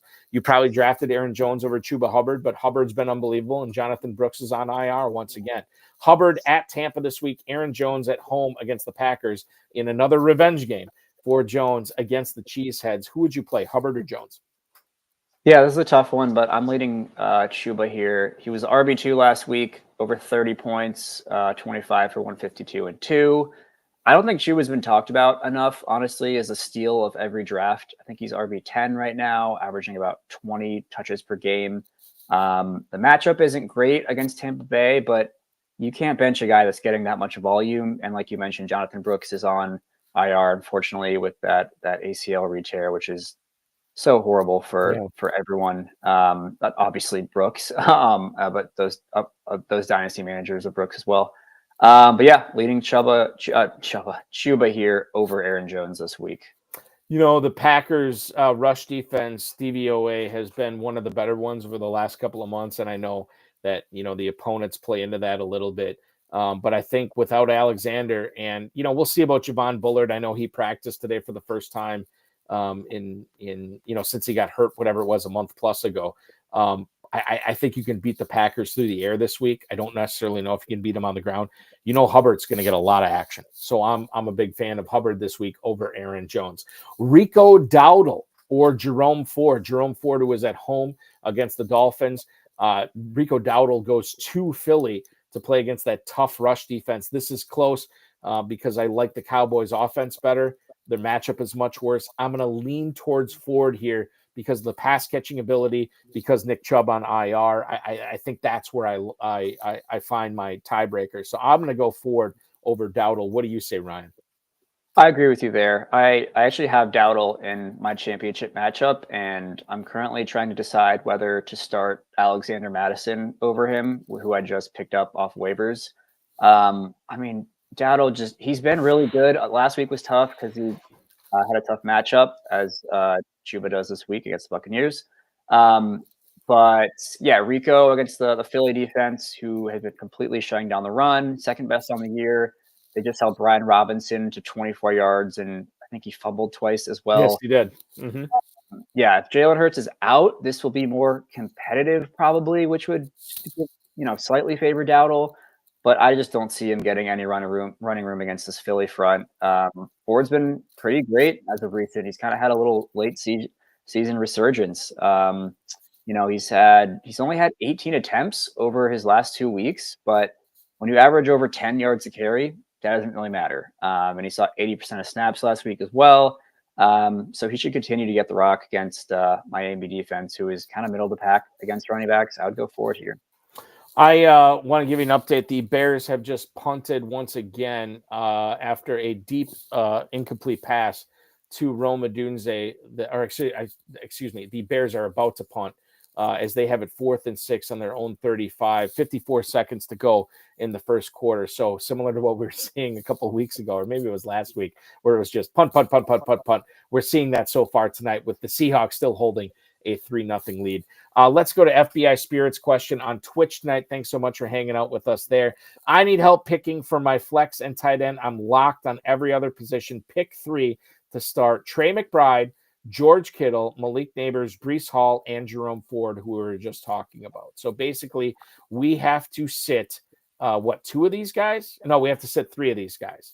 So for his tight end, I do like McBride a little bit better than Kittle.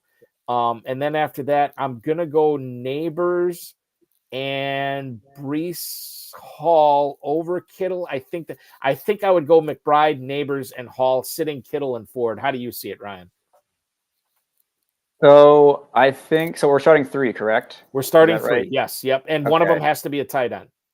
Yeah. Okay, gotcha. Yeah, no, I would agree with that. I think you can't bench Breece Hall. You can't play him over Ford this week. I know Breece has been a little disappointing given his ADP, but he has a great matchup in Buffalo. Especially Buffalo is not great at giving up receptions to running backs, which Breece Hall has been known to be great at. And Rodgers is loves targeting him out of the backfield. So I would agree. I would go McBride, Neighbors, and Breece Hall. There you go. And be watching the injury report. Again, we think Neighbors is going to play, but be watching that closely just in case he is out. They have gone to the second quarter in Chicago, 3-0 Seahawks. They have the ball 2nd and 5 at their own 21 when play resumes here in just a few minutes. The final running back question we have tonight, Ryan, Kendra Miller or Ramondre Stevenson. Miller was non-existent last week. Granted, it was a bad situation with not a lot of skill position players able to play for the Saints in Lambeau on a cold night.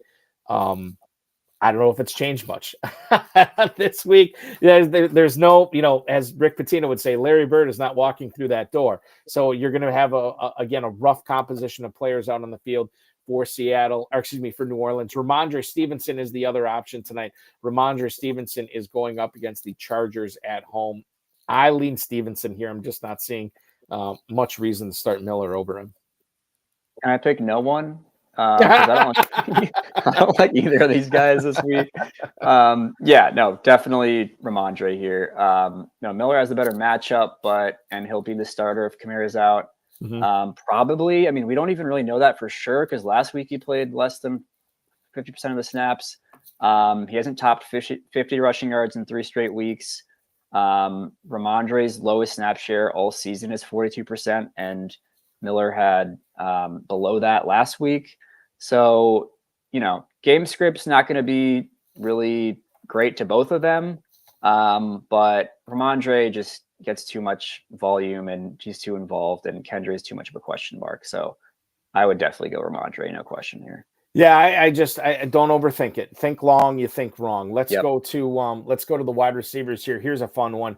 Jordan Addison against the aforementioned Packers, who we've been talking a lot about tonight, as I am wont to do since I live Packers football, so I bring them up a lot. Jordan Addison, who is going up against Green Bay in Minnesota, or Cooper Kupp, who we're kind of down on a little bit. Cooper Kupp is going up against the Cardinals at SoFi, so at least he gets the home game.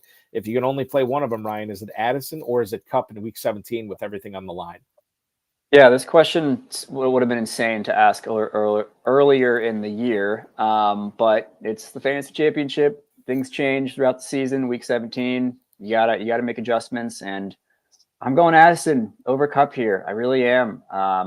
People who have survived Kupp's 5 combined points the last 2 weeks, bravo to you. But I really don't think you can trust him right now. Puka has really completely usurped Kupp as the number 1 wideout, and it's Puka and Kyron Williams in this offense now. I mean, they're the alphas. Like you mentioned, Jair Alexander might be out, and while he may have shadowed Justin Jefferson, it's still a big loss to their secondary. So the Vikings should be able to exploit that, and Addison's been pretty good of late. Yeah, he's been super hot. As far as Jordan Addison goes, let's bring up his stats here just to illustrate this a little bit better. Since let's go back as far as Week 12 goes. Okay, so I'm going to start in Week 16 and go back.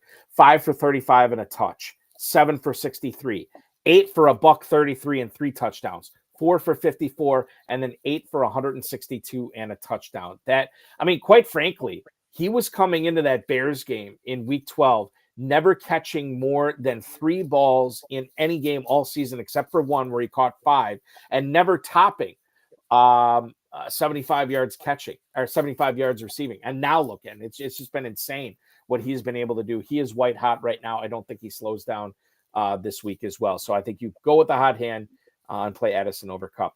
What about 2 receivers that are going against each other this week in Santa Clara in Deebo Samuel and Jameson Williams? One guy is a nice little Fuller play, although that floor has been lower than we'd like to admit this season in Deebo Samuel. And then Jameson Williams, of course, the highest of high-end guys where he can take any pass to the house. Might have the opportunity against San Francisco. If you have one flex spot available in your FFPC lineup and you're thinking about these two guys, who is the correct start this week, Ryan Goodman? Yeah, it was also a really tough one.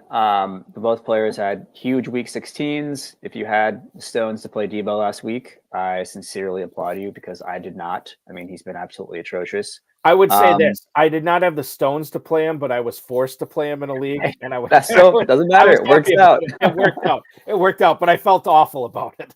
Yeah, no, you don't feel good. I mean, he's been so bad. But that's fantasy football for you. But Yeah. I'm going Debo here again. I mean, like we mentioned earlier, 50.5 point over under should be a pretty high scoring affair. Debo kind of had a vintage game last week, 7 for 96 and a touchdown. Also 5 attempts for 25 yards on the ground. I know the 49ers were pretty depleted in the backfield, but you love to see that from Debo. I mean, he's being used like, he's like he usually has been in his career, which is, kind of deep down the field. Also some short area stuff out of the backfield as well, just all over the place. And, while Jameson did have a big week last week, he's facing a really tough pass defense in 49ers. It's not the 49ers of old who can just shut down the run and you can kind of beat the air. It's been the opposite of that this season. I mean, they're second against wide receivers on the season. So I'm going Debo here to have another big week. What about Jalen McMillan, who is getting the Carolina Panthers at home this week? If you could play him, would you do so over Khalil Shakir? Apparently, the new Bills number 1 wide receiver over Amari Cooper, Shakir, is at home against the Jets this week. Who's the right play? Is it Shakir or is it Jalen McMillan, Ryan? I'm kind of staying in the flames with McMillan. He's emerged as, the number 2 threat for that Bucs passing offense with Baker Mayfield at the helm. Shakir has had a great year. He's been kind of that late round guy who kind of a late round dart throw that a lot of people have hit on this year. He's been a little inconsistent of late. Didn't have a great week 16. And that's just the nature of the Bills. You never know who's going to boom on a week to week basis. Sometimes it's all of them. Sometimes it's one of, it's hard to predict that. The Jets are a really good pass defense as well. Definitely a lot more stout than the Carolina Panthers. So I'm going Jalen McMillan over Khalil Shakir this week. Yeah, I think it's close for me. I will say Shakir over McMillan. I'm just getting the warm fuzzies a little bit more with Shakir over McMillan. I would say McMillan, given his penchant for the big play and the touchdown over the last couple of weeks, represents the better ceiling play between the two. But if you are just looking for points, I think Shakir gets you between 10 and 15 as a floor, maybe higher than that, especially if he scores a touchdown. It's close. You go McMillan. I go Shakir. Quite frankly, if this is one of those, Ryan, you ask me tomorrow, I might say McMillan. Right. It's that close. Let's move on to tight ends. We'll go rapid fire on tight ends and quarterbacks as we just have a couple of minutes left on the show. And I'll bring it. I'll set it up to you like this: Sam Laporta against the Niners this week, or Jonnu Smith against the Browns. I'm going Laporta, high over under. He was very involved last week. His target share has been up. Laporta, give me Laporta again. I will agree with you there. Zach Ertz or Hunter Henry. Ertz at home against the Falcons. Hunter Henry at home against the Chargers. I will lean towards Henry in this matchup. I agree. Zach Ertz was not involved last week in a game when Jaden Daniels threw 5 touchdowns. He had 1 reception, so definitely Henry there. Final tight end one, we have Jake Ferguson at Philly or Brenton Strange at home against the Titans. Brenton Strange is fighting an injury right now. I'd have to look it up to see exactly what it is. I know he got hurt 2 for 22 yards against the Raiders this past week. We saw what he did 2 weeks ago. Is that enough for you to say, hey, start him over Ferguson? I think definitely not. I'm easy Ferguson for me on this one. Okay. I mean, both have tough QB situations, but definitely edge to Ferguson, especially given the news we got with CeeDee Lamb being ruled out for the rest of the season. That's huge. That makes Jake Ferguson probably the top target in that offense. So easy Ferguson there for me. That's what seals the deal for me too. They're going to have to throw, and they're going to have to throw it somewhere. Ferguson makes it easy for easy call here. Quarterback Sam Darnold or Baker Mayfield this week. Darnold against the Packers. Baker Mayfield is going up against I just had it. I'm sorry. Baker Mayfield. Oh my goodness. I'm sorry. Carolina Panthers. Panthers. Thank you. Go ahead. Darnold against the Packers. Mayfield against the Panthers. I think I have these two back-to-back in my rankings. I'm going slight edge to Baker, although what scares me is I think it could be a big ground game for Bucky Irving, like we mentioned in the past. So that could be a detractor, but I think I'm still sticking with Baker here. You bring that up. That's the reason I'm taking Darnold here over Mayfield. It is close, but I do feel like the Buccaneers could control this game on the ground with Irving, Sean Tucker as well. So I'm going to go with Darnold here. Bo Nix or Brock Purdy? Nix against the Bengals, Brock Purdy at home against the Lions. Going Brock Purdy. Again, high over under. Like he's going to need to throw the ball a lot. That weather does kind of scare me in Cincinnati. And Bo Nix he's been a lot better at home than on the road. So I'm going Purdy here. Both guys are probably going to have to throw the ball quite a bit in this game. Not Nix that he'll have to throw it, but against Cincinnati, that defense is so bad. I see him throwing it a lot. The weather thing is interesting. If I find out on Sunday where the weather's not a huge deal, then I'm probably going to roll with Nix. But if I find out there is a lot of rain, some wind, then yeah, Purdy, easy call. Justin Herbert or Kyler Murray, and we'll end on this. Justin Herbert at New England, Kyler Murray this week at the Rams. I'm going Kyler here, mostly because of the rushing upside. The over/under is higher. I don't envision the Patriots-Chargers game to be a very high-scoring affair. Kyler was a lot of analysts' must draft this season, but really hasn't come to fruition. He's been okay, QB 11 right now, but I would trust him this week over Herbert. I'm with you. The ground game, the legs, that is what has me picking Murray definitely over Justin Herbert this week. And that will complete our start sit segment. Ryan, we continue to follow you on the X at RJ the Goodman. Where else can we find all your content? And feel free to let us know everything you're producing, not just for fantasy football and the NFL as well. Yeah, hit me on RotoBaller, Ryan J. Goodman, throwing out a lot of fantasy content as well as college basketball stuff. I do a weekly overrated, underrated column that comes out on RotoBaller Tuesdays in the morning. It should be 11 Eastern. So look out for that if you're into college basketball at all. And then at the UConn blog, helping cover that UConn men's basketball team. You check out my stuff on that. The defending two-time UConn Huskies, yes, sir, is being covered by the greatest of all time, Ryan Goodman, here tonight from rotoballer.com at RJ the Goodman on the X. Ryan, this is so much fun. Certainly, I always enjoy picking the brains of each and every guest co-host I have every week. You are no different. We will do this again sometime very soon. Thank you so much. A happy New Year to you and a happy holiday season. Be good. We'll talk with you again real soon, my friend. Yeah, appreciate it, Eric. Thanks. Happy New Year. That is Ryan Goodman, ladies and gentlemen. Remind you to play the FFPC Weekly Challenge, the FFPC Playoff Challenge as well over at myffpc.com. Reminder, we will be back live next Thursday, the day after New Year's Day. Football guys Bob Harris will join us for 2 full hours, preparing you not only for Week 18, but the FFPC World Famous Playoff Challenge as well. For Ryan Goodman and our producer, Matt Deutsch, I'm Eric Balkman. This has been the High Stakes Fantasy Football Show on the Better Sports Network.